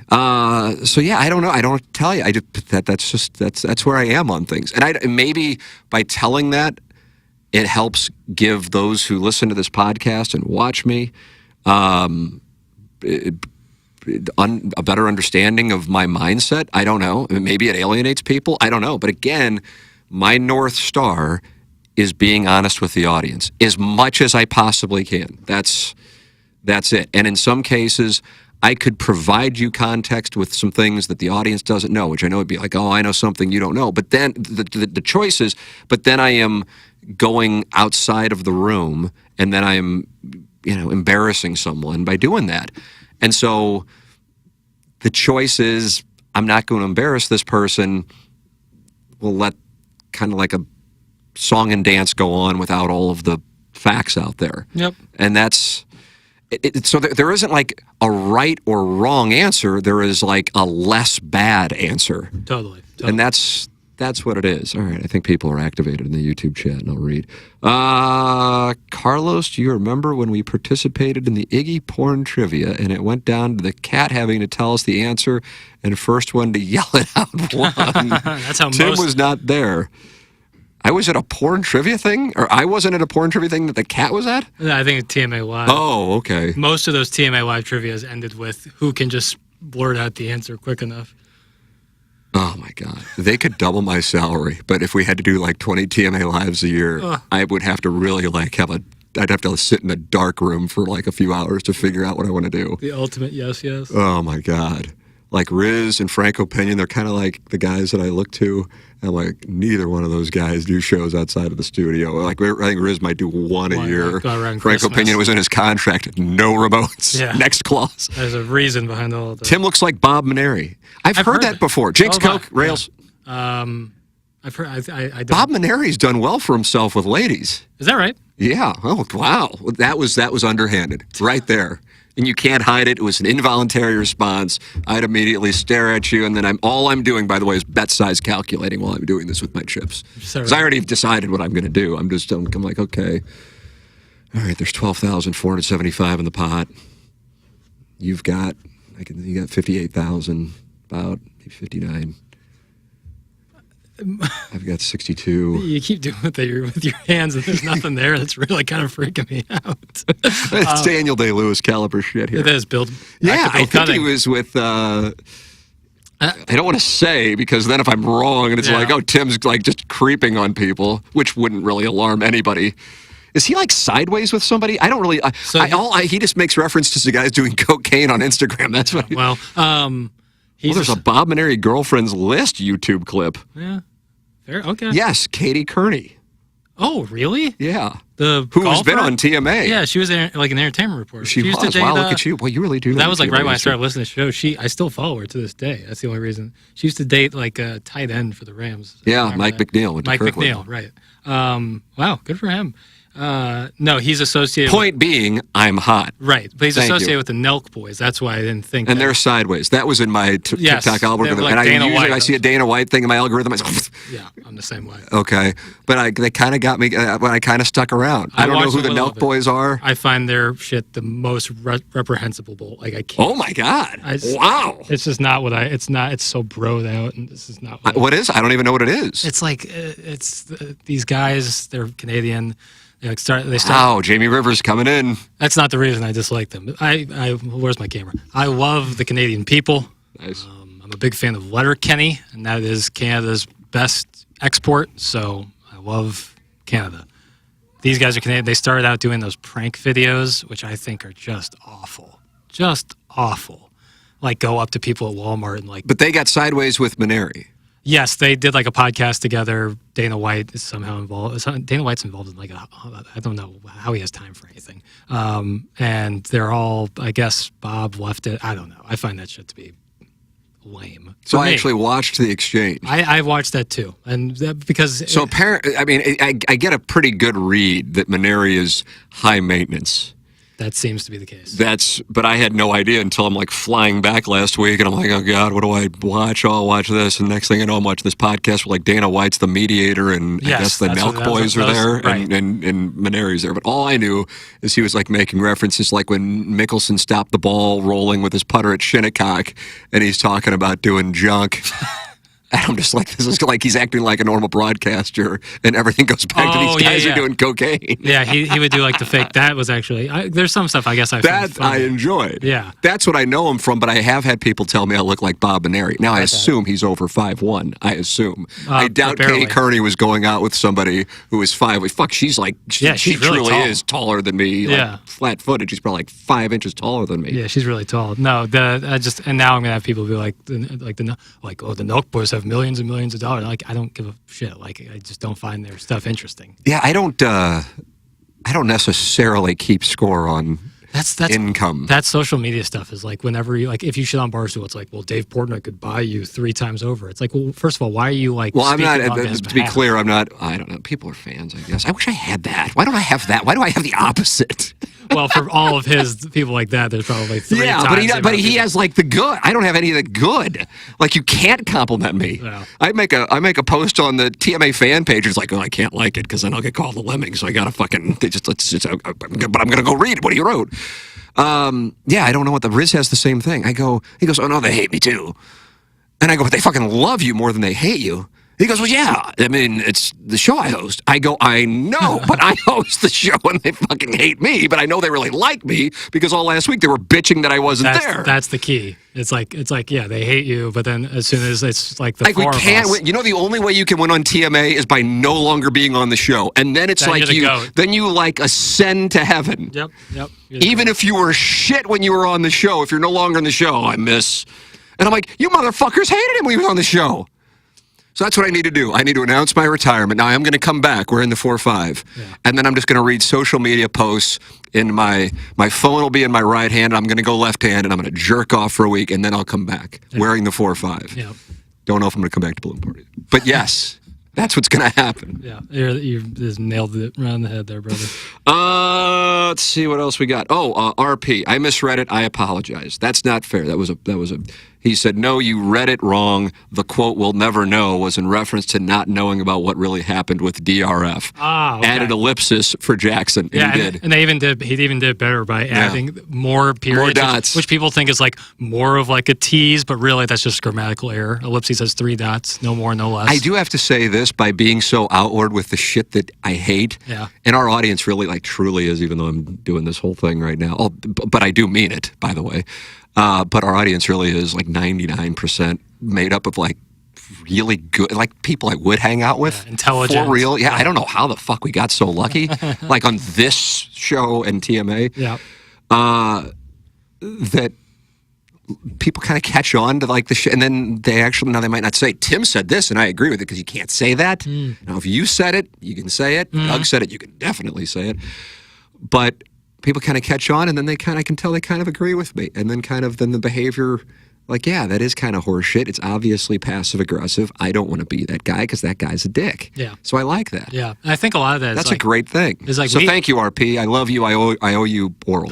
Oh, yeah. Cash it in. Yeah, without the beard, because the beard comes back, you're gonna be able to tell I'm a guy. We're trying to play out this ruse here. Especially when you see the bald head bobbing. Yeah, I think a lot of that is born out of like engagement, like the amount of engagement we do in the show with listeners, like the text line, YouTube chat, and stuff. But I wouldn't have it any other way. Right. I wouldn't want to do a show where I'm just coming in and like giving takes and not knowing if people are interested in it. I mean, truly, the metric I ran when I was sitting here about to text Gabe to come on Balloon Party, because I got the sense that it was going to be a tough Wide Berth Wednesday. That's the sense I got. That I'm like, I just don't know. I know that the 101 listeners got into Mizzou football. Yep. But I don't know if the 101 listeners are into the AD situation. And then to have a 15-minute segment with Gabe on Desiree Reed-Francois, and then probably ask a question or two about the basketball team, am I just like... lighting it on fire. Yeah, so that was it. But with TMA, it's not about the topic. It's about, is at least one person ideally everybody, but is at least one person really engaged with the topic. And then the audience, by proxy, will be engaged. And that is more my style of show. Obviously, fuck, I don't even know what we're talking about right now. I'm a quarter of a way through an email I started reading an hour ago. We're still on Benny the Butcher's email. Benny the Butcher's email. Oh, my God. Yep, you might be here till 10 at night. Fine by me. Mike Gesicki, you remember him with the Dolphins? Where did he go after that? Yeah, he grittied. I think it was voted best gritty of all time. Well, he's in the YouTube chat, and he says, Tim looks sexy as fuck. Yeah, there you go. I'll tell you, I really do, honest to God, even with the asymmetrical head and the male pattern baldness, I think if I were 6'2", I think I could be banging them two at a time. I really believe it matters that much, and so help me God. When I was 25, I was completely oblivious to how important height was to especially like hot women. Mm-hmm. Like if you're kind of like in a spot, kind of like me, where you really can't, now I might have got very, very lucky, but you usually can't pick, and choose. But if you're a woman who can really pick and choose, one of the most important things is height. Mm. And you might not know it or realize it because you got it. I mean, you don't have like 6'4" height, but you got good height. Yeah. It's a thing. Yeah. So if you and why people ask this, but it just shows how little respect people have for me.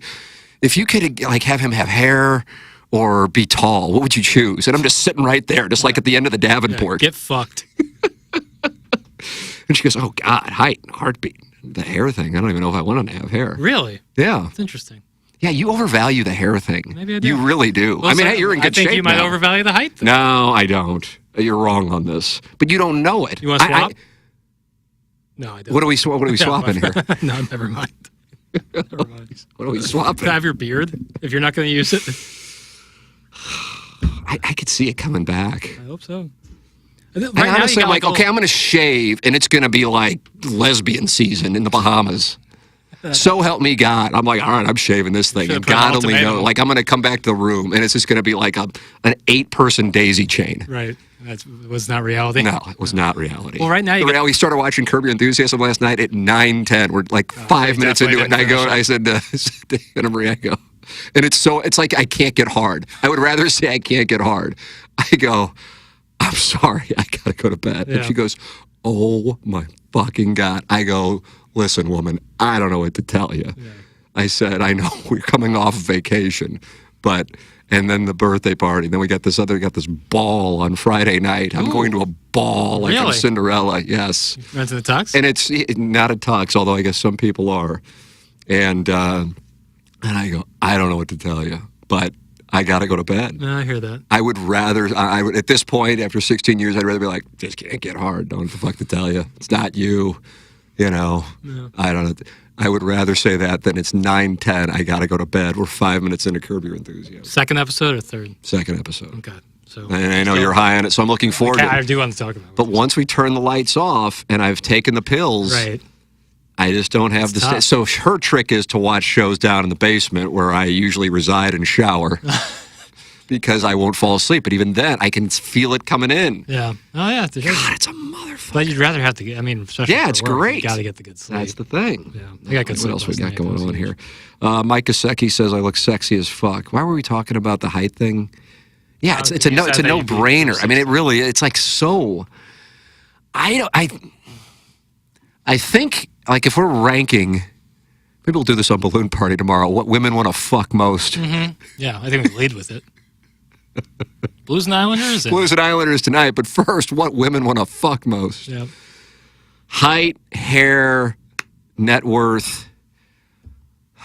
What else is live? I feel like you just assume somebody's skull's asymmetrical, or symmetrical, so I feel like that's just like, that's too specific. We're going strictly physical traits because confidence is such a. But confidence can be under the umbrella of all of it. Yeah, absolutely. Like I'm irresponsibly confident. Right. But isn't that more important? Yeah, but in hindsight, I was like, I shouldn't be talking to these women in general, much less like maybe I can fuck you. Right. You know? But then that's the problem is if you're cursed with awareness and shame. The greatest, yeah. So maybe for the man, it's important to have no awareness and definitely no shame. Then you can't lose. God. Yeah. It's like going to the plate. And then if I'm really attracted to somebody, then I'm like, okay, I'll be myself and have personality. But if I'm not attracted to you, even though you're way more attractive than I am, I'm not going to give you much. Right. I'm just not all that interested. We may talk. I'm going to move on at some point, and you're going to be really confused as to why I'm not attracted to you because I am what I am. But meanwhile, in my 20s, and I guess maybe my 30s, part of my 30s, early 30s, I'm like trying to climb Everest when in reality I couldn't get to Art Hill. Well, that's all about confidence, though. So I feel But like it's really self-awareness Right. and a lack thereof. well, the lines are blurred. Now, if we're going strictly physical, then yeah, I think. But net worth isn't physical. Right. All right. And I'm talking like real money. I'm not talking about a motherfucker who's got a car payment that's bigger than the lease on his, his rent. Yeah, rent alone. Net worth Right. is probably not going to be in the conversation. I don't know. I honestly don't know. I mean, I don't have to worry about it. I'm not interested in it. Told Anna Marie, so we get divorced. I'm going to be fucking, randoms. You'll be married to like a doctor within 6 months, hopefully. But for me, it's going to be bartender season, and I'm looking forward to it. But it's going to be very brief for everybody, and it'll be very full disclosure. I will be meeting no more sets of parents. It's over. On top of it, there's a chance your father's going to be younger than me, as it is. Yeah. So that'll be awkward and might text into the show. Yeah. Wow. Yeah, what a moment that would be. So I don't know if I'm like, no doubt that women would prefer height over hair. Not a doubt in my mind. Like, I mean, that's like, I wish I could like bet this, but there's no way to give the answer. I feel like it depends on the age, though. Like if you're like in your 30s, I would agree with you. But if you're in your 20s, if you have a 6'2" bald guy, and let's focus on the whites right now. Okay. Let's Fox News this bitch. if you have a white who is 6'2" but shaving his head, now Right. shaving his head, not doing the bishop thing. Okay. Yeah. And you have a guy who's got a full head of hair, but he's like my height. Mm-hmm. They're taking the 6'2" bald guy all day long. And I guess you got to have like assuming that the face is not so bad that it's like outside of the bell curve. Right. I'd say I'm so confident in this. there's a sliding scale. Like if you are bald and tall, you still gotta like have a good build. Like you gotta be like a little. Well, yeah, we're also operating on the premise that we're not, Yeah. Busch Stadium bleachers. 400 level. Yeah. Okay. Yes. Then I agree with you. Okay. But like if you're a little bit bigger and you're bald, and the other guy Taller. Now, taller, are you saying bigger? bigger as in like a little beefier, but also taller. And then the shorter guy with a full great head of head of hair. hair, skinny, like not like skinny, like I'm talking like skinny. We're skinny. doing the same as proximate build. Okay. We're taking the build out of it. Then yeah, I agree with you. Okay. Okay. All right. Yeah. Now we bring in the net worth thing, and now the game can change. Now Now the game everyone's can in play. change. Everyone's in Absolutely. play. Everyone's in play. And I understand that. Not angry. I totally get it. I've just, you can say you're beautiful all you want. I can am. say I'm hot all, and you do. Yeah, And I I am. love when you tweet that out early in the morning when I wake Now, up. if you're not careful, That'd be so great. with my profile picture is me in a football helmet on 101 ESPN. I am beautiful. Hear me roar. That been sitting there. Yeah, well, yeah, Jimmy Ball game right there. I don't know if I should say this, but I'm not going to say it. Fuck it. But Little Pesci came out there again. Tim looks like Bob and Aaron. That's Fat Bob. No offense, mustache on bald ain't it. Jackson, that's directed to you, even though I don't think you're going to go bald anymore, so don't worry about it. I'm not doing it. Jackson, wait till the end of my email. That's Ben the Butcher, who's still waiting for me to get to the end of his email. I haven't looked at it in a half hour. I got to get to it. Pete says the beard was hot, though. Yeah. I really thought I had a good beard. It was. But the person I'm married to hated it. Yeah. Didn't just dislike it, hated it. And I don't think she hated necessarily beard. She hated that it got so like bushy, but I was trimming it. Yeah, I think the longer like a beard gets, the better. It's like. Yeah, but you never see it like if it is unkempt, then it can Yeah, go that's all hell can different. break You can loose. have a long Like beard with it keeping it trimmed. Jason Worth, or who's Yeah. that guy on the Phillies? Marsh, is it? Oh yeah, Brandon Marsh. Yeah, that kind of that's not thing. like caveman beard, no good. But like a longer, like Ben Affleck, he got a great beard. Yeah. Yeah. But it's not like as long as mine was. It's I think kinda he's dyeing it.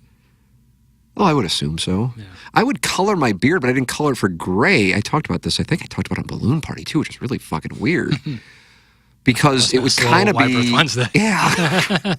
Because it would kind of be like light brown. Yeah. And mixed with Yeah. darker brown. Yeah, it's not Well, I mean, so it was fine. But yeah, the only gray I have is like right here, which is kind of 47, kind of surprising. No, Lance Lynn has his full beard, and he's got gray on the sides. No, I'm saying I should have more gray. Oh, yeah, yeah. That's what I'm saying. Yeah, no, it's good to. No, I started getting some. I remember in Little Rock, I'm driving in 20 fucking 2, driving to something. Sure, it was huge. And I think my girlfriend at the time goes, "Oh my God." And I go, "What?" And then she pulls out a gray hair. Yeah, and you were that was a valuable lock. I'm like, wait till you walk into the bathroom, sister, and see all the propecia cut up. You think this is hot? Oh yeah, I got a couple bottles lying around. Oh my God. It is hot. I feel like a baby who's just beginning to recognize faces. I don't know who this beardless fella is, but gosh, he's hot. That's from Brian Henson, and he's monitoring the Colts. Did your youngest have an adverse reaction to the? That was a real thing. Yeah, my dad shaved his mustache when I was a kid, and that freaked me out. So I have video of my older son seeing me without a beard for the first time when he was about 6 months. For the entire life of my 2-year-old, Yeah. he has only known me with a beard. And so I'm sitting in the basement. When we got back from our trip last Wednesday night, it was so late, I think my wife might have gone into his room to see him, but I'm like, I'm not going to wake this guy up, Right. you know? So I hadn't seen him. I saw Jameson was waiting up for us, so saw him, couldn't wait to see him, and I couldn't wait to see the younger one too, don't get me wrong, but he obviously goes to bed earlier. So anyway, the next morning, I hear like footsteps coming up behind me, and I always think I'm getting whacked anyway. Right. And I'm like, God, they're going to do it in the basement of my house, but that's the place to get me. Right. That's where I am. And I turn around, and it's the 2-year-old. Like sliding up on the tile floor, approaching my safe space. And, you know, he's got pajamas on and he's got his bottle in his mouth. And I'm so excited to see him, but I don't even think to, like, oh, this poor motherfucker might not recognize me without the beard. And he just came up and just gave me a hug. Nice. And so we were good right away. That's awesome. And then said, Dad, at golf course? So immediately I was being used as the conduit to get him to the golf course. Yep. At 2 years and 2 weeks old. Yeah, so I thought that was going to be a whole thing. Let's see. I'm completely lost on the Iggy Lisa shit. That's from Alexander Colton. There's plenty of discussion on that to Go podcast. Plenty of text. I've certainly covered it. That whole money argument is really common. Seems like something the youth uses to measure whether or not someone is good. Manchild 79. But Manchild 79 is best. Yes. Yeah. Yes. I mean, God, it's tough for me to say this because it'd be really obvious who I'm talking about. But in my life, I have crossed paths with people who had money who weren't necessarily the best. Right. I feel like you can maybe make that observation right now on a national scale. So, you know, that was a thing. And I remember that, going back to the man and woman thing. And I feel like I was having that conversation with Doug. And I go, yeah, that doesn't matter. I mean, there are plenty of people who make money who aren't necessarily like really great people or really smart. I mean, read one of these emails. Holy shit. You know, this is Dexter Manley in front of Congress shit. Yeah. So, you know, yeah. Oftentimes, if you are really sharp and have some courage, you will wind up doing well for yourself. But just because you wind up making a bunch of money, that also doesn't mean great character and great business sense. You can luck box your way in. You know what I mean? Yeah. The analogy I would use, obviously Barbie and Oppenheimer notwithstanding, but the 10 movies that are nominated for Best Picture are not the top 10 at the box office. Almost not. Right. The only time I can think is Titanic, where the box office champion won Best Picture. Oh, is that right? Well, certainly in like modern history. Okay. I don't know about the 40s, 50s, 60s. But yeah, I mean, if that was the case, the Trolls movie would be nominated. So people who are fans of these hashtag content creators, they justify it by talking about how much money they make. Is that the deal? Yeah, it's just like that, or it's like well, they're killing it, and like they don't even care about it. It's the defending people on behalf of them, and they're almost always using money. Like it's so important because he's so forward about the Barstool, like the deal they made when they left Penn or Penn left them. And it's like, look at I find that so odd that you're using other people's money as a way to defend them for themselves. I would talk about parasocial relationships yesterday. That's parasocial relationship. Yeah, the idea of you knowing so much about the famous person knowing nothing about you. It's a weird dynamic within that parasocial relationship, and I just find it strange. Interesting. Yeah, I guess I noticed that. I mean, again, I'm not I am going to say it here. I am a Tim Lemming. Oh my God. Nice. Ben the Butcher, Captain, my captain. Granted, I've only listened for 2 years. Ben the Butcher. Wow. I mean, it's so nice to read. Yeah, because I know it exists, right. But it's like hush hush. Yeah. And by the way, I don't really want lemmings, because I'm going to do, I wouldn't want. And there have been a couple of times, I think probably Jason Barrett's thing, the rankings thing. I really don't want people to I don't want to sick the TMA listeners on people. No. Kind of find that to be a little hack. Yeah. I don't want to do that. I don't want our show to be associated with that, because the people who listen to it really do have, it's made up of a really good group of people. I mean, the people I interact with, you meet a lot of people, but you interact with a hell of a lot more as far as emails, DMs, whatever the case might be. And it really is a good group of people. And that's not just me saying it to making it sound like I'm kissing the ass of the audience. The people in this building go, God, your audience is they're just so kind, And then people might go, well, what about that one asshole on the fan page? I'm like, that's one asshole on the fan. Who fucking cares? Right. It's a one Facebook page. It's not the entire goddamn audience. Yeah, and one person on. Right, out of however many who are active on that thing. Let's see. Being over 6 feet is overrated, Manchild 79. I'm just telling you, Manchild 79. I'm just telling you. It's a real, and I guess on these dating apps, there's a filter, right? You can filter? I don't know, maybe it's only on one of them. That maybe. It's a goat running joke that if a guy says he's 5'10", he's really 5'8", and if he says he's 6 foot, he's really 5'10". The most lied about heights is always 5'10" or something. Oh, is that right? Yeah. I noticed that with baseball broadcasters. Well, he says he's 5'9", but he's really, I'm like, can anybody really be 5'9"? There are people who are 69 inches tall. Yeah. Let's see what else I got going on here, and then I'll get back to Ben the Butcher's email. I'm guessing you're under 6 foot. That's from Ben the Butcher. Yes, I am. Oh, I guess he's never seen it in person. Yeah. Let's see.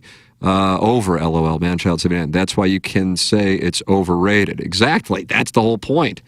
Height, hair, hog. That's Pete. Height, hair, hog. God.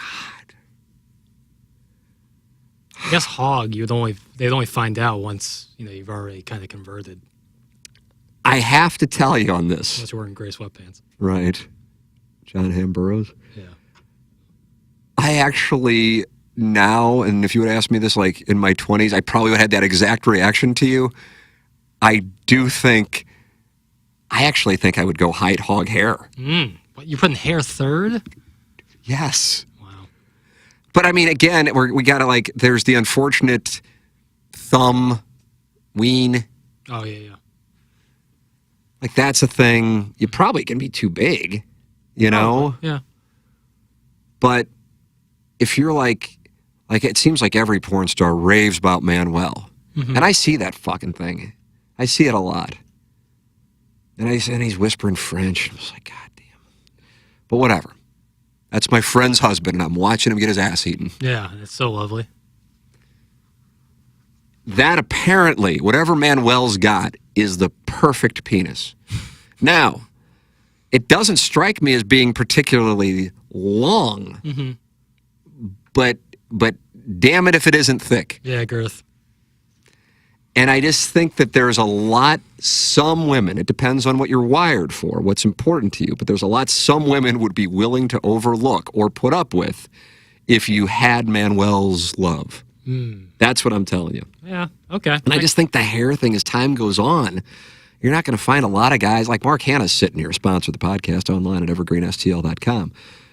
And I think Mark's my age or maybe a little older. I don't know. We're right around the same age. Either way, who has hair like that at 47. Yeah. That just is not the way that it works. You know, it Right. occasionally can, Right. but it's just not the way that it works. And also not to be, especially in St. Louis, not to be overweight at 47. Yeah. That's even more of an outlier, I think. That's rare. So, yeah, I think as time goes on, and again, I might be off on this. I really feel good about the height one. Mm-hmm. And then, like, what woman is going to come knocking on the door saying, hey, I heard you guys talking? Yeah, well, yeah, that ain't gonna do it. But when I think of this, I'm thinking of more like the one-night stand situation, not necessarily sustainable relationships. And then hog can't enter the equation. I agree, but long term, Yes, that Yeah. I would agree. Yes. and then also being able to get you home. Right, and that And hog there can be a Venn diagram there, but then also, you know, there's just the good fit, you know? And then Manuel, for anal purposes, they rave about him being uncut. I can't do anything about that. Really? I got to be very happy. I'm very happy that I'm circumcised. As am I. Iggy's uncircumcised. proudly on. Right. But for anal purposes, Manuel being uncut, that's a wonderful deal. Interesting. Didn't know it. Yeah, Keisha Gray, I think she talked about that on the show along with Free Mills. I was thinking about it, and this is totally off topic, but perfect for this show. I was like, because I said Titanic's like the only box office winner to win Best Picture, but I was like, there's probably others. What do we have? I would think Godfather would have to be in there, but maybe Godfather didn't do well at the box office. No, it did. It grossed over $722 million. I don't know if that was top of the year, but 3 years prior to Titanic was right up there. It was second in the box office. That was, of course, Forrest Gump. Made 300 domestically. Jesus Christ. Ben the Butcher says, hide over hair, zero doubt. Manchild79 says, LMAO, Fox News. As a walrus, your boy feels attacked. Sup, Curtis. Curtis Sanford's greasy 5-hole. When you bust out the trimmer and start going to town on the beard, you do the whole body and come out looking like an oversized king cake, baby. I like a king cake, by the way. It's a brief. Is that a Mardi Gras thing? Yeah, it's like a big donut. Happy Lent, everyone. What is today? The meat thing. Oh. I'm embarrassed because my wife and her parents, and I guess my kids, are Lutheran. Mm-hmm. And I don't know if they do the meat thing or not. I don't know if it's I thought only a it was Catholic Fridays. thing. I thought it was only I Fridays. know that. But I don't know if that's just a Catholic thing. Oh. And I'm like, God, we've been together 16 years. And if I were to ask her parents, it would really convey to them the importance of this to me. Yeah, well. By going, hey, I know it's almost 2 decades, but do you Lutherans eat the meat on Fridays? I don't know. I don't know. I mean, what a deal. Yeah. I'm telling you, 2,000 years ago, the fish people got together with the church and just knocked this whole So, yeah, fucking thing out. And there's just not a doubt in my mind. Yeah, there's some there. It's like the 10 Commandments are so fucking convenient, especially when you get to the back end. You're like, all right, we're going to need a round number. Well, this guy fucked my wife. Okay, number 9, you can't covet your neighbor's wife. What are we doing here? Someone's making money on There's it. a bush giving it to me. What? No, a bush. A bush gave me the commandments. And this is how we're going to base governmental policy. Brilliant. Fuck off! I'm 6'3" and I hit my head on everything. That's from Painter Guy. Same Painter Guy, Manchild79 and Painter Guy, 6'3". How's your hog, Painter? What a conversation. Yeah, I'm glad This is YouTube gone. chat is really... Yeah, it's really making moves. Let's see. Anything else? All right. Let me go to the email. In your opinion, okay, this is about the radio thing. So in your opinion, do you see that changing? I am assuming, always healthy to assume, that it is your opinion because there's less ad dollars than there were, say, 20 years ago. I disagree with that. What has changed in the last 20 years is the audience is divided up into more pieces. That is what's changed. The dollars are probably actually greater, but the distribution of the dollars goes to more pieces. Right, because there's so many more things you can do. Absolutely. Or is this a sea change for your industry? Yes, the industry is changing, but for TMA, for this show, you know. We're adaptable. Yeah, I mean, it's like, I just don't know what I can say and what I can't say and how. But yeah, I could truly pick up and go do this exact thing and probably TMA, take it all in-house. I don't know if I would make as much. I don't know. I mean, I care, but I don't know. It's not like the determining factor. The issue, the honest big issue would be how the whole business is run with me living outside of the market. Right. And then how much some people who hate me will make a big deal of the fact that I don't live in St. Louis. And then like that affects the business, which then can affect your compensation and Iggy's compensation, Plowlick's compensation, Doug's compensation. See what I'm saying? That's like how that is all. But if I were to just do the Tim McKernan show, I be surprised if I made as much, but I don't know. But either way, I just love doing this, and then we could do it whenever. But there's other things that I want to do that because of the other things that I'm doing, I don't want to like add another thing to my plate, but I think that would catch on with people. Yeah. But I'm just like, okay, I can't spread myself too. I feel like I've already spread myself too thin, Right. so I don't want to do that.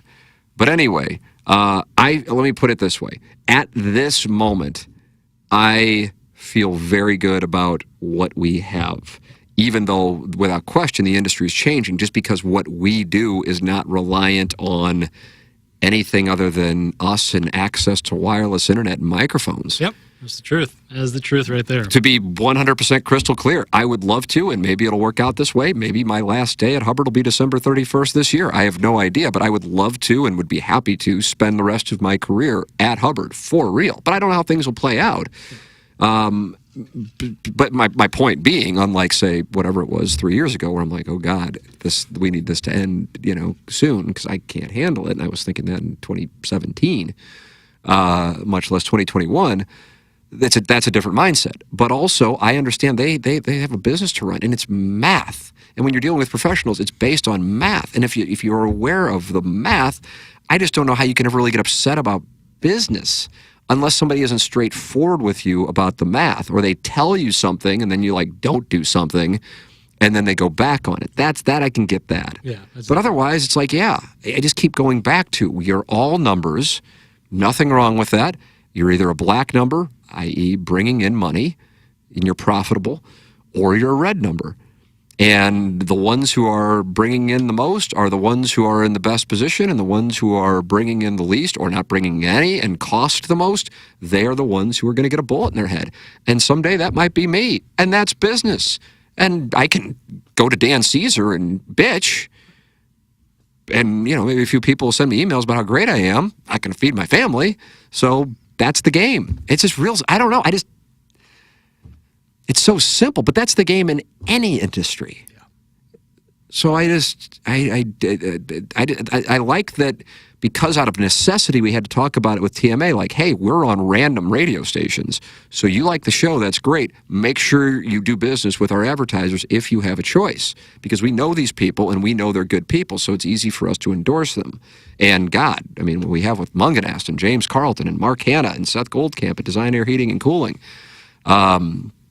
Leaving anybody out on the sponsor? Oh, and I know C.D. Longo and Doug Biggs, now Longo Biggs. You will not hear me endorse a person if I have not met that person. And I will not endorse a product if I have had a bad experience with the product. I just won't do it. Turn down money. I'll do it all day. And I think a lot of people would too, by the way, because your word to your audience, that is the most sacred fucking thing, which is what I mean when I'm going to say, I'm going to tell you the truth. You might not like it, or you might disagree with it. That's totally cool, but at least you know where I stand in the hand. So with regard to the industry, I like where we are. The industry may be changing. Television's obviously changing, but I like where we are because our show is a different kind of thing. Is it only shows like the Riz Show that will be on the radio? No, absolutely not.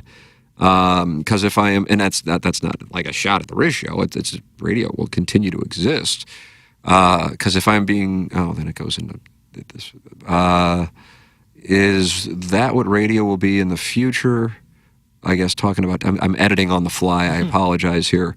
Forced bits, terrible sports takes, engagement farming, as Jackson calls it. Is that what radio will be in the future? In my opinion, when a show feels like it is more worried, I loved this line. I remember reading this line. In my opinion, when a show feels like it is more worried what the audience thinks than what the host thinks, it feels a bit empty. For somebody who's not involved in the industry to write that, I don't know if I could have come up with that, and I've been sitting here doing this for a couple of decades. I couldn't agree more with that. I see right now, this is something that Gabe and I will occasionally text about, and I've kind of opened his eyes to some, and he's opened my.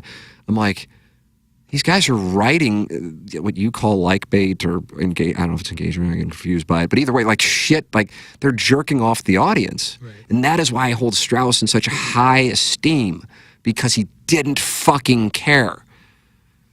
He was going to write what he thought. He was going to back it up, and he was going to report and opine. Holy shit.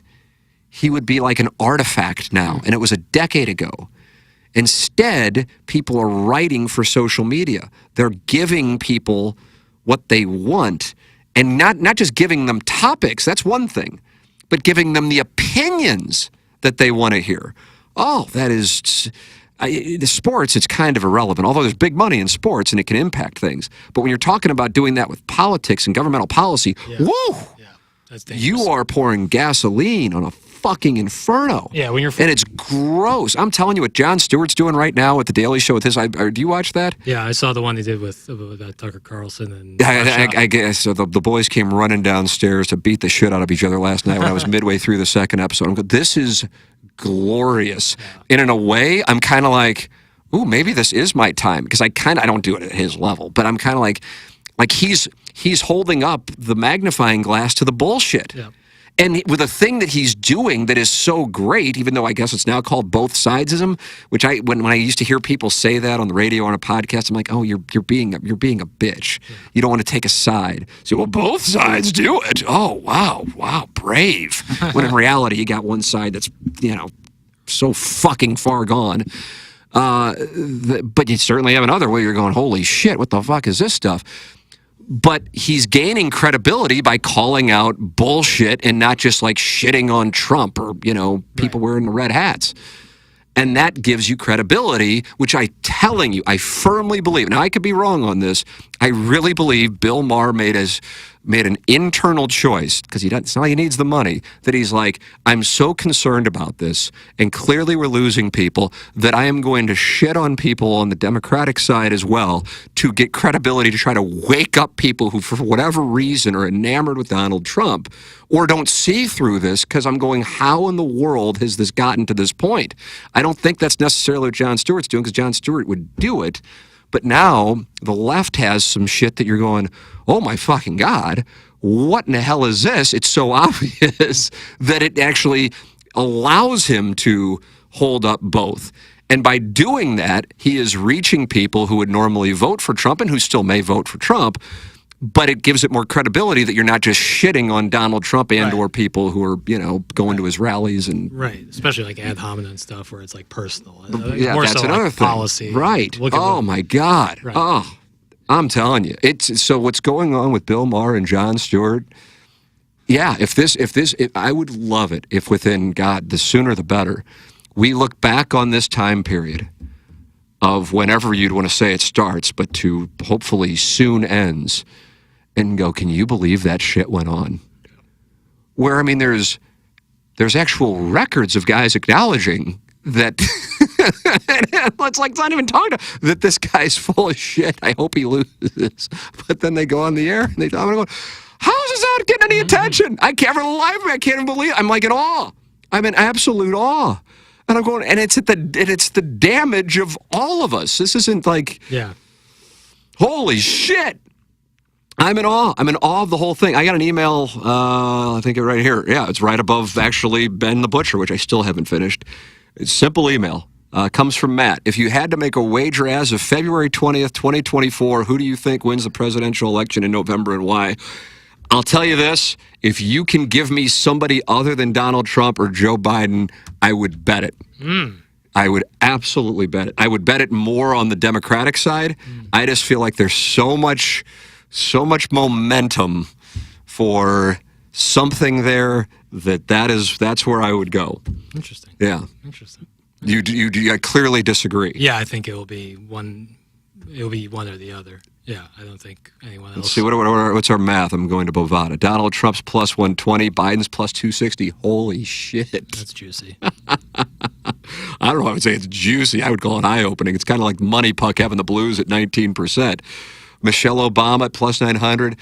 That would be a play. I just don't think she wants to do it. Right, that's what I'm thinking. I don't think she wants to do it. It's late February. I don't think Gavin Newsom. I don't think him in California would carry. I think if he didn't have California as his constituency. Right. Yeah. You could risk losing California by actually putting him in there. And holy shit, you lose California. Yeah. Nikki Haley plus 2,200. I would be surprised. I suppose I would throw like $10 on it for the fuck of it. Kamala Harris plus 2,500. I still don't have somebody that I'm like, I really feel good about. Robert Kennedy Jr. Kamala Harris is plus 2,500 if I didn't say it. No. What do you ask? I was going to say that's kind of why I think it's one or the other, because it's late February at this point. And I still don't know if I've necessarily found the person. Robert Kennedy Jr. plus 2,500. Dean Phillips plus, now we're plus 10,000. Plus 10,000. Oh, you're going FDR? Elizabeth Warren plus 10,000. Gretchen Whitmer plus 10,000. Who's Jared Poles? Yeah, see, this is, Jared Poles. What's he at? Tucker Carlson's also plus 10,000. He's trying. Is he? It seems like it. But he's an actor. Oh, they literally by law. Like, by law, Fox. That's how Fox News got avoided getting sued at one point, saying he was an actor. I don't know. I don't know if the answer is here, which I'm thinking, I kind of go, ooh, if I can find the answer, then I might get a plus 100,000 on this. Holy shit. Kayleigh McEnany's live at plus 50,000. Donald Trump Jr. plus 50,000. My play would be for a non-Republican, because I think Trump is going to be the nominee. Yeah. A non-Republican. And I don't know who the fuck it'd be. But yeah, I mean, the only way like it wouldn't be Trump is stuff with the legal stuff, if that changes, or if that. Then if I can bet on a war, I'd go live. If he's not allowed to run, Yeah. I don't know if Bovada does not make. Is there going to be a civil war in the next 8 months of? Yeah. And I don't know how good that would be for me if it were to happen, even if I hit. Right. Yeah. What would be the point? The dollar might have really dropped in value. Oh my God. Donald Trump's minus 1,200 to be the Republican candidate. Democratic candidate Biden's minus 210. Michelle Obama plus 550. Gavin Newsom plus 700. Kamala Harris is fourth at plus 1,200. Nikki Haley is listed as fifth as the Democratic candidate. Nikki Haley? Nikki Haley. As a Democrat? This is so fucked up. Oh my God. That's like if like fucking Sonny Gray changed to a Cub uniform halfway through the game. Dean Phillips plus 5,000. Gretchen Whitmer plus 5,000. Elizabeth Warren plus 6,000. Hillary Clinton plus 7,000. Eric Garcetti plus 10,000. I'll tell you what, I saw Bob Costas on Bill Maher's show. Did you watch that by chance? Mm-hmm. It's a shame Costas doesn't like me, because I would really like to have a conversation with him. He don't like you? I don't think so. But it goes back to like the Woodges on the exit poll. Oh, okay, gotcha. But maybe he does. I don't know. He just doesn't want to do stuff, and I don't. Yeah, I know that. I do know that. But anyway, I'd love to like talk to him about the Cardinals. Sonny Gray said fuck after his bullpen. What do you make? This guy really cares. But he goes, the biggest mistake that the Democrats made in 2020, when, by the way, right around this time, Joe Biden was damn near left for dead, and 4 years ago, was Joe Biden not saying, I am a bridge candidate, I am a one-term candidate, and then that way it wouldn't be awkward in 2024. Right. I'm gonna take care of the issue in November of 2020. Accomplish my only. But then I am going to be out the door, and then that way you could allow for more people who wouldn't feel like they're like, take your pick of, only a handful can be live, but then you got a weird spot with the vice president who's not real popular, and then it's like, oh, now we're going to pass up a minority female candidate by going with this. You got so many fucking things. Whew. That's the thing. I'm sitting here looking. I'm like, I don't know who it is. Just like, give me the field. Again, I'm not saying I expect that, but I'm getting, yeah. I just, between now, I've made some wonderful predictions on this podcast, Jackson. Mm-hmm. And between now and Election Day in November, give me something monstrous that we didn't see coming on February 21st, 2024. And I'll take even money on that. All right. I don't know what the hell it is. I got nothing. And I don't know who the hell the president's going to be. It certainly could be Donald Trump. I'm not saying it couldn't be.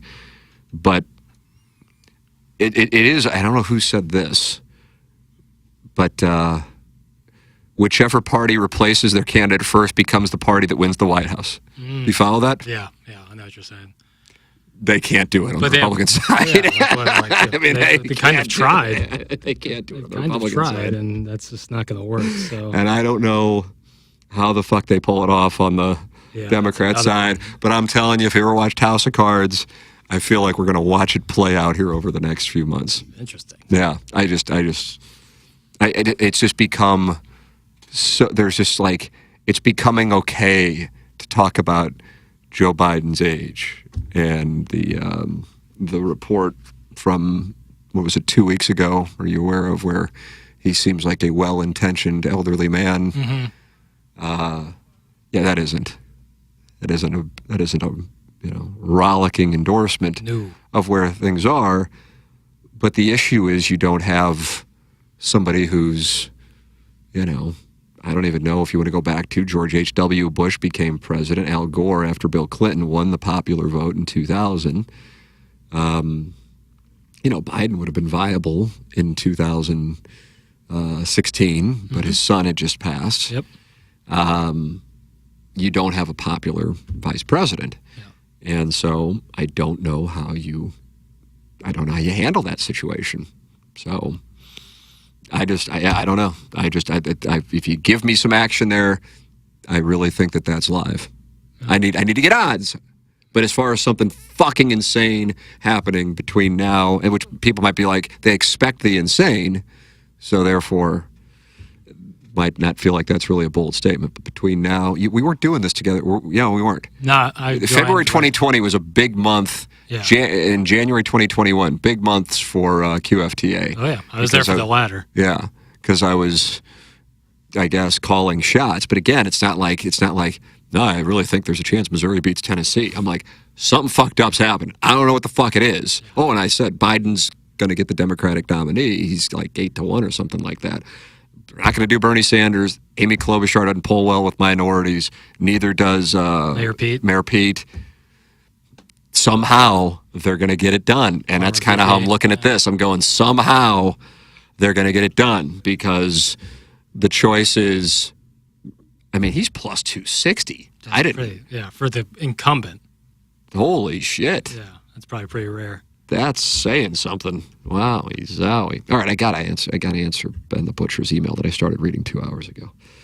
Let's see. It feels a bit, so he's complimenting TMA. With your show, TMA, for better or for worse, it feels truly genuine, and for me, that's what brings me back. Well, I appreciate that. That's nice. Yeah. And I suppose I can only speak for myself, but I feel pretty confident about the other 4 members of the show that is the case. And if that is no longer popular, then so be it.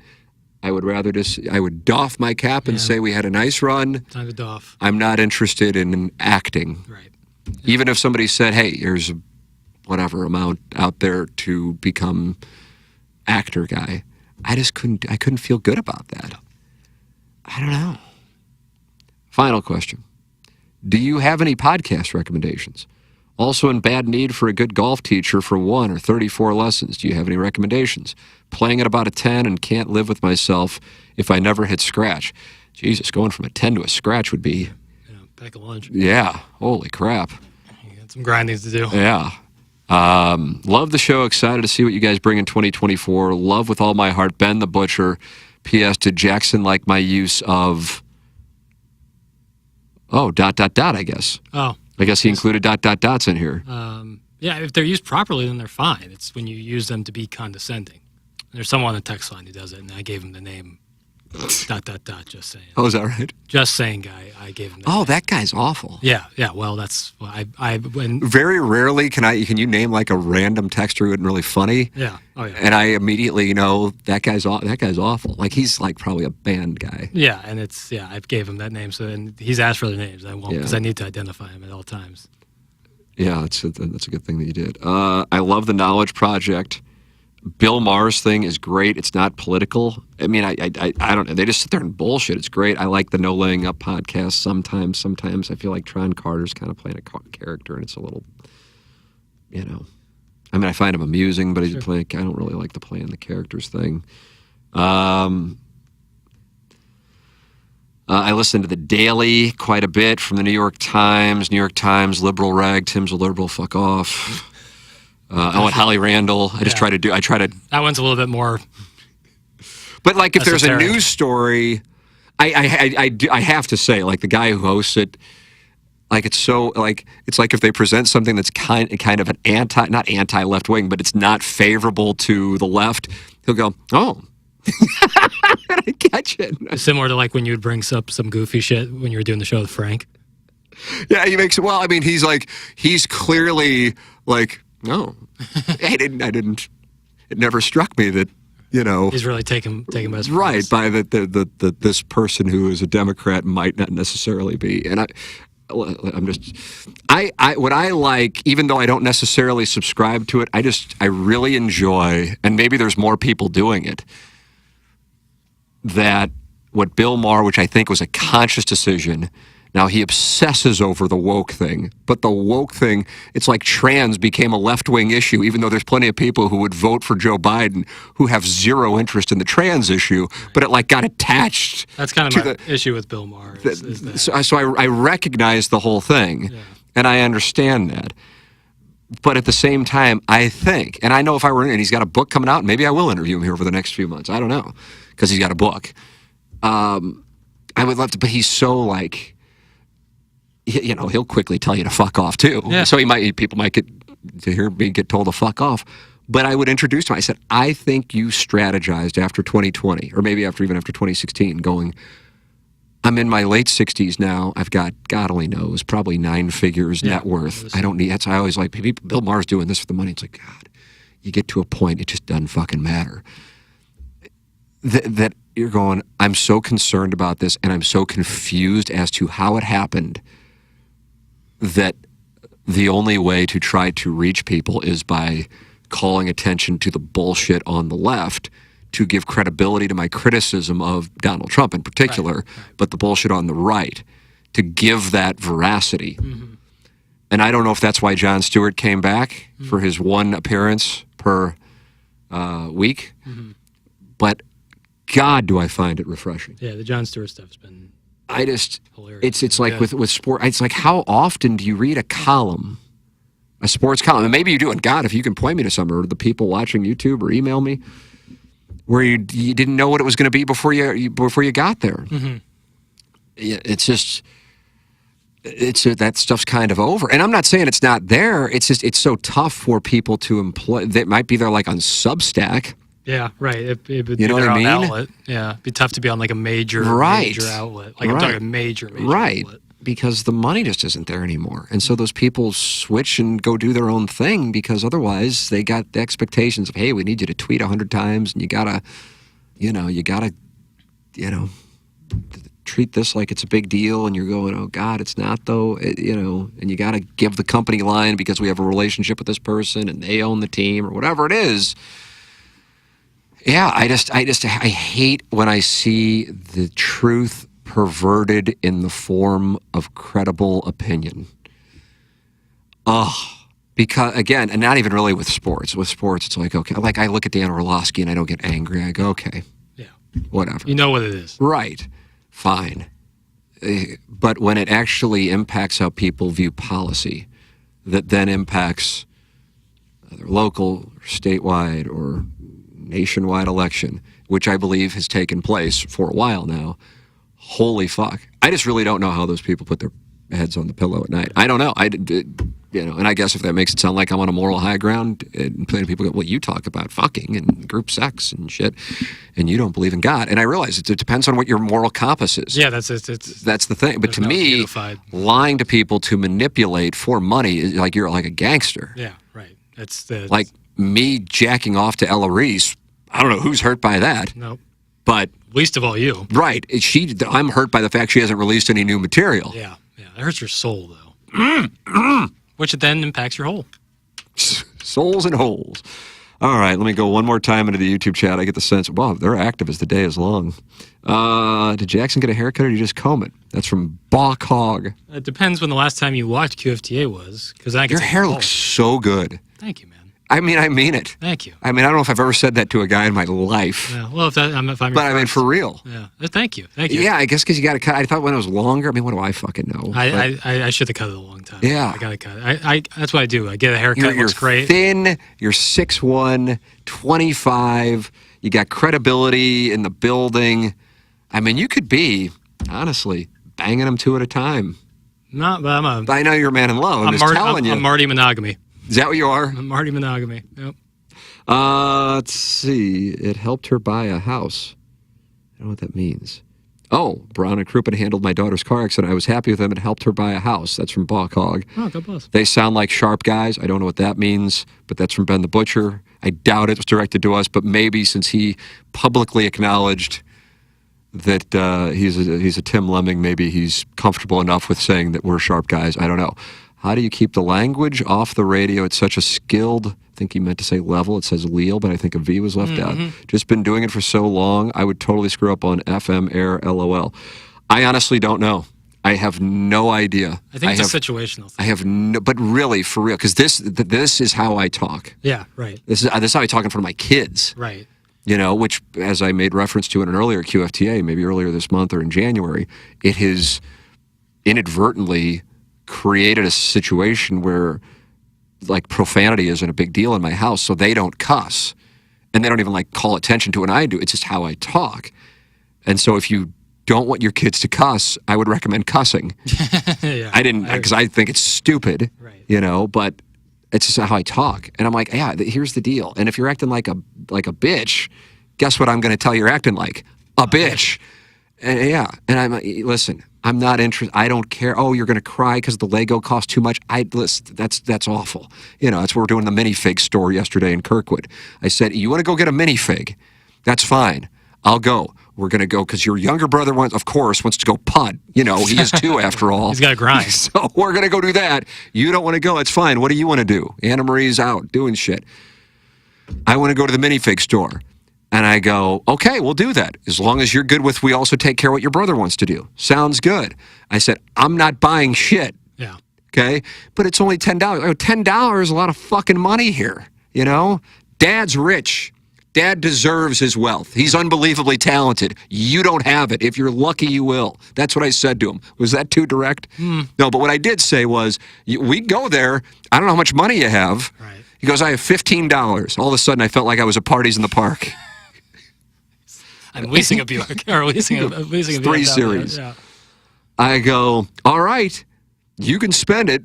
I go, you're about to allocate about 80% of your net worth on a toy, just like a guy who's working at Enterprise who went to Mizzou and was a Pike. But if that's what you want to do, you do that all day long. You're welcome to do it, and I'll support you. And then we go to the fucking minifig store, and now we're 20 minutes into this search, and I go, hey, with your $10, there's your choice. You can love this Death Star Lego. You can't afford it. You can make 500 payments with that $10, and you're not going to be able to afford it. So here's your choice. And he goes, oh, I like this one. I go, it's $16. And he goes, I can't get it then. I go, too fucking bad. It's $16. Here you can afford. $10. Don't cry. I'd like a nice home in Jupiter, Florida. And if I talked to my real estate agent and I started weeping, he would walk away so fucking quickly to the guy who's moving down from Connecticut who could buy it in cash. Yeah. So I want you to learn about money, and this is how we're going to learn about it, at the fucking minifig store. That's what we're doing. Because my wife goes, you took him to the minifig store. Taking him to the minifig store is like taking me to the Hustler Club. Right. But I go, I'm teaching about money because I didn't get taught about money. That's why I always talk about McKernan, how I wish I would have known. So you're going to learn about the value of a dollar through the fucking Lego guys. This guy's $6. You can afford it. Well, this one's $10. I go, before tax. So you can roll up there with this at $10. Uncle Sam needs his. Exactly. And he goes, well, what's tax? I go, great. Yeah. We're tending to this now. What's number 2? So I really enjoy the way I parent. None of you do, and that's fine. They're not your kids, but he's learning, and he's learning through life experience. I think it's important to note that the question asked was, how do you not swear on the radio? And that's what you got. Exactly right. It goes back to the minifig store. Because I don't think these things are wrong. Right. I just don't. For the life of me, Doug, it's one of those things. It's like... when I sent you, or no, it was sent to us. Bradford Bruns, right? He was the one who sent the audio with Dennis Gates saying "fuck" last night. Right. I think that, by the way, was choreographed. I could be wrong because he's getting shit for being too passive in his press conferences, even while the team's 0-12 or 0-14 or 0-13 in the conference in the SEC. But I'm like, okay, we'll play it. But then I'm like, oh, I know what's going to happen here already. Doug's going talk about him using profanity, and then he's going to say, well, and then I'm going to sit there, and then I'm going to see if Eloise has posted anything. And she has not.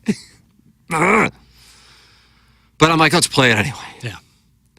But I just don't think it's wrong. And I know some people do think it's wrong. And I just, if I could really I'm not interested in debating the issue because I'm not going to change his mind and he's not going to change my mind. It's just one of those things. I kind of understand, like my in-laws in particular, like I bring it in for the most part when they're around. With my dad, he's going to say fuck 30 times. I'm going to say fuck 30 times and we're going to have an honest conversation. It's going to be great. Even my mom. So I kind of, but with this, it's about the FCC. It's not about morals, and it's some outdated bullshit that's so stupid. Yeah. But now nobody really gets in trouble. I had Herman sitting here. He said shit one time. Nobody even thought anything of it. But I remember Tom Ackerman. I know I've told him in 2000, a young guy at the time, said shit on Cam Lux, and they wrote a few articles about it. Jeez. I mean, to think, but that was really the deal. That's crazy. So somehow we are able to not do it when we're doing TMA or Balloon Party. And I honestly have no idea how. I'm sure people are kind of pulling for me to say fuck on 101. And I've never had to use the dumb button yet. I know. I thought Ball Game would bring it out, but I go. If he would have been more in we had a 2-hour show and we were going to talk more about like what I would really want to get into. I bet he would have cussed. Yeah, that's because he would have gotten comfortable. Yeah. And I know how but he talked. That's how most people talk. Not everybody, and I respect some people don't like that. God bless, to each their own.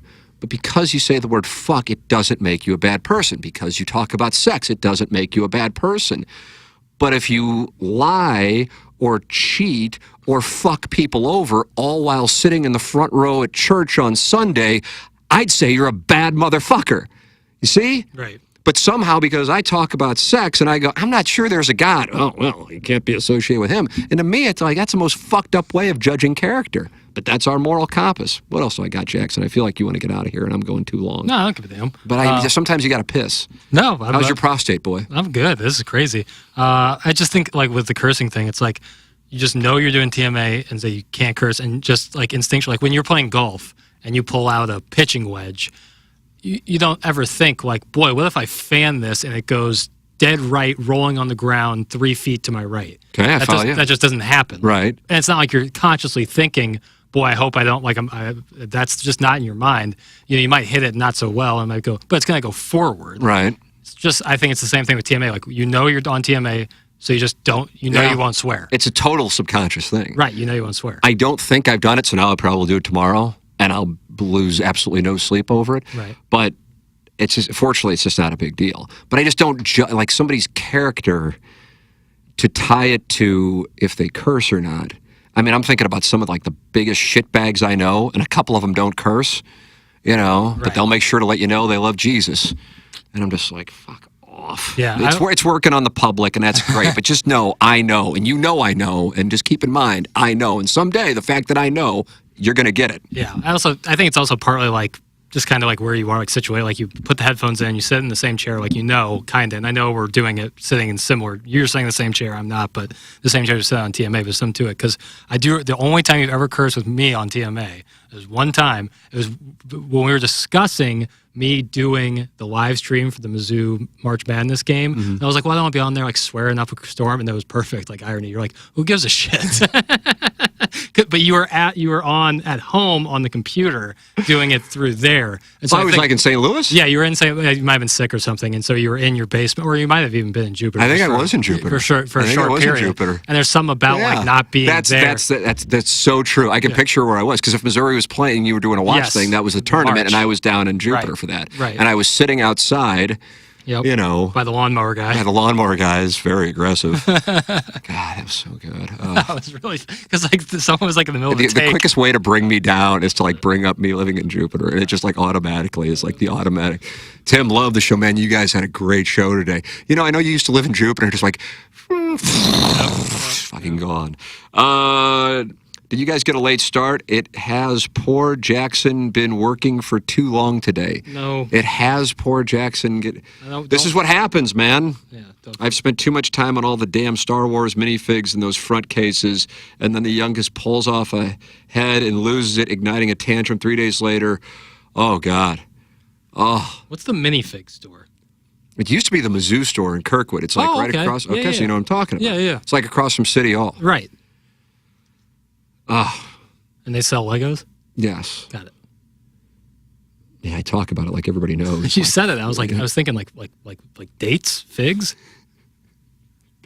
So anyway, that's where I was yesterday, teaching economic lessons, teaching personal finance. Walter Johnson be proud. Guns and butter. Guns and butter. And Bush. And I'm telling you, I was like, I you know what? I'm really pleased because I come home and he goes, we went to the minifig store, and I see my wife shake her head, and let me tell you something.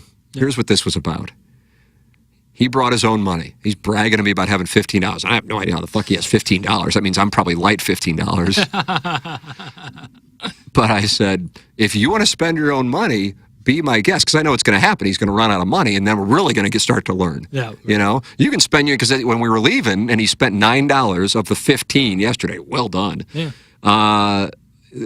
He goes, Dad, can we do this every day if I buy it? Absolutely. If you buy it, we can do it every day. And we're just setting the whole lesson up. Yep. It's the long game because I didn't learn a damn thing about money. My dad's like, you're going to work, you're going to bust tables at Pietro's. I'm going, why? But if I would have wanted to go to the minifig shop and wanted Legos, I would have had an understanding, you know? Yep. So anyway, that's the reason for it. All right, I got to go. We have more people watching now than ever before. But it's wonderful. It's the Tim McKernan Show podcast. And now it's in the feed. And not too many people were upset about it. Yeah, I don't see like how you really could be. Like it's Yeah, we got a responsibility to grow a business. Yeah. So I get like I do understand. I don't take offense to that, but it is simply a delete thing. Like I say this sincerely, and I know it could come off the wrong way, and maybe somebody will like screenshot this and send it to Iggy or something. But I really do mean this. Like, at this point, I think people would acknowledge you might not like Balloon Party, but it's got some semblance of a following. Mm-hmm. Okay, whatever. And you might not like this podcast, but I think you'd acknowledge it's got some semblance of a following. The numbers back up both of those things. All due respect to Pepper and Jeannie, which I did find amusing, it hadn't really gotten traction yet. No. Now, so then somehow, and I still don't know how, it appeared in the DMA. That is spit everywhere.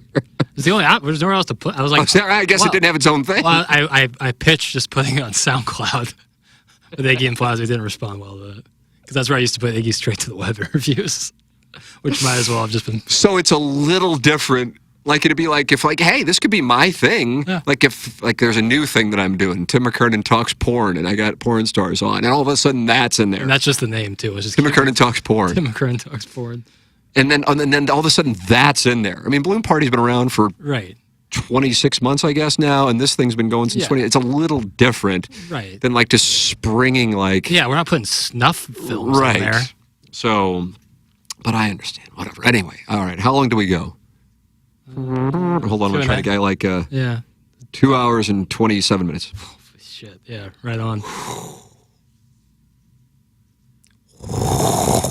We've been building up. This is like, we've had stuff in the holster. I'm telling you. We couldn't release fully. Pete says Joe Biden will have a medical issue here shortly. Pete, you and I are on the same page. Yeah, but then it's not that simple. Why isn't it that simple, Jackson?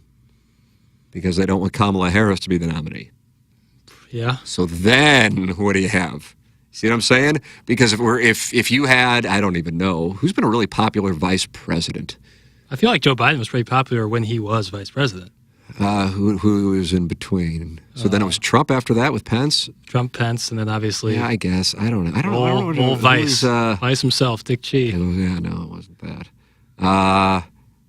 Maybe Gore? I don't know. Yeah, I don't know. He won the popular vote in 2000. I don't know. Like, you don't have a Gore sitting there. I don't know. Or George H.W. Bush, whatever. Bernie's too long in the tooth. Probably not what the...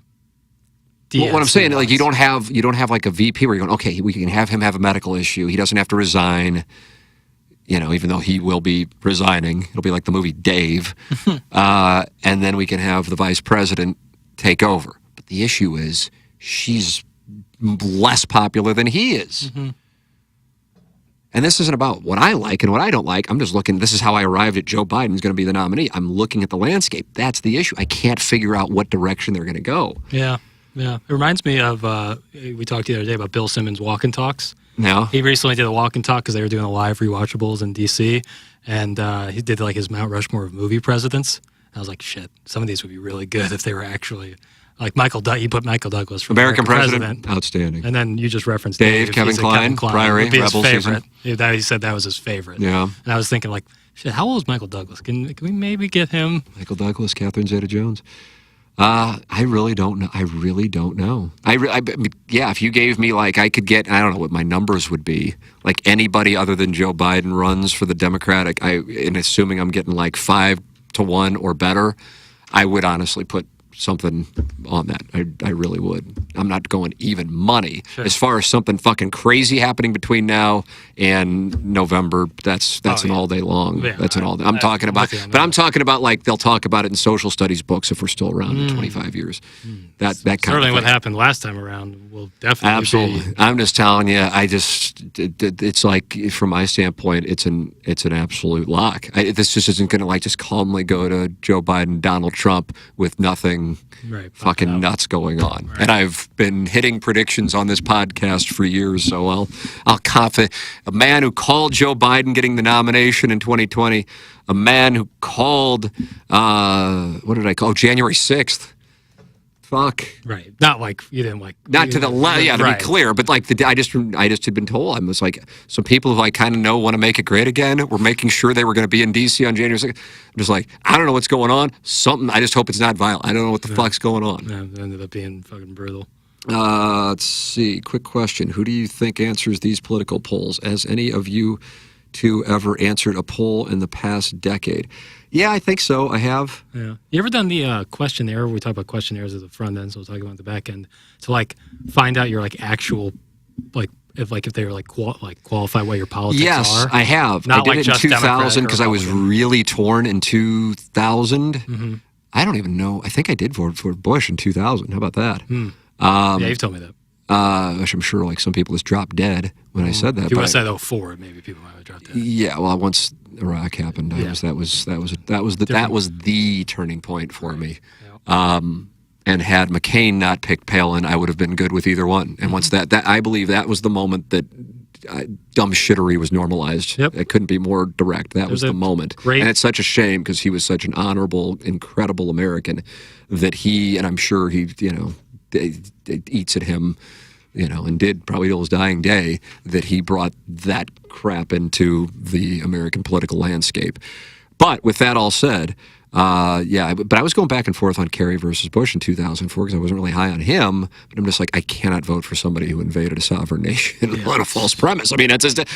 Yeah. That's it. Whether it's him or Dick, but simple as that. That's where I came in. Yes, in 2000, I got a good anecdote about this one. My girlfriend at the time was really, I wouldn't even say she was really liberal, but she was really anti-George W. Bush. And I would be anchoring at Channel 4, and she was over at my parents' house. This sounds good. I know this is going to sound crazy, and I'm not trying to make fun of her, but this did happen. And I look back and I go, oh my God, but this did happen. So I'm younger than you at this time. And, I think they're like just hanging out at my parents' house, which is kind of cool that went on, especially at that young age. And somehow something came up with probably a political ad. And my mom, who I've said before is like a single issue voter, which is abortion. Mm-hmm. And she's been the president of Birthright in Missouri before, in St. Louis, whatever it is. And that's her thing. And I know it comes from a good place. I don't agree with it, but whatever. She's a wonderful human being. God bless. I think a lot of it's just religion-based, Christianity, I suppose, based. And so when some ad came up, at some point it became clear that my mom was going to be for George W. Bush and my girlfriend was going to be for Al Gore. And my girlfriend got so mad. I'm sure there was an exchange in between. Not that my mom, what is my mom? I don't know if I've ever seen my mom be mean to anybody in my life. My girlfriend gets up and she just, without saying anything, just walked out of the house. Oh man, yeah, it's tough. Crazy to think that was happening in 2000. Yeah, that seems like something Right. that could happen right now. Right. So I think she had me. She was really felt strongly about. It wasn't necessarily pro Gore so much as anti George W. Bush, and she had me take what you're talking about, like one of those things. It's like a lot of questions. Right. But my belief is, my theory is, I suppose it's conspiracy theory, is it leads you to get to where they want you to go for your vote. You know what I mean? Like, okay. I see what Like you're saying. it's going to get you eventually to, by the way they ask the questions too. Oh, son of a bitch. I guess I'm on board with Donald Trump. Right. You know? Right. That kind of thing. Yeah, That's what I'm saying. This one I took was like 170 questions, and it gives you there's 30 different options of what you could be, not just like Democrat or Republican. It was like, and these aren't like political parties. It was putting you as like ideals that you were kind of aligned with. And I just always thought it was interesting, and it kind of gives you like a full slate of what you're actually like voting for, not like.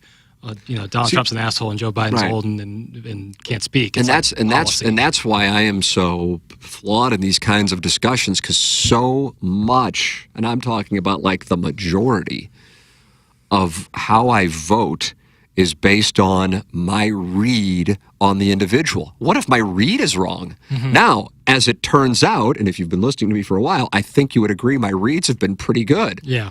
I mean, this fucking Hawley guy, to the point that I'm like kind of in an argument with the guy who got him going and Jack Danforth at lunch. Nobody's around. It's me and Jack Danforth.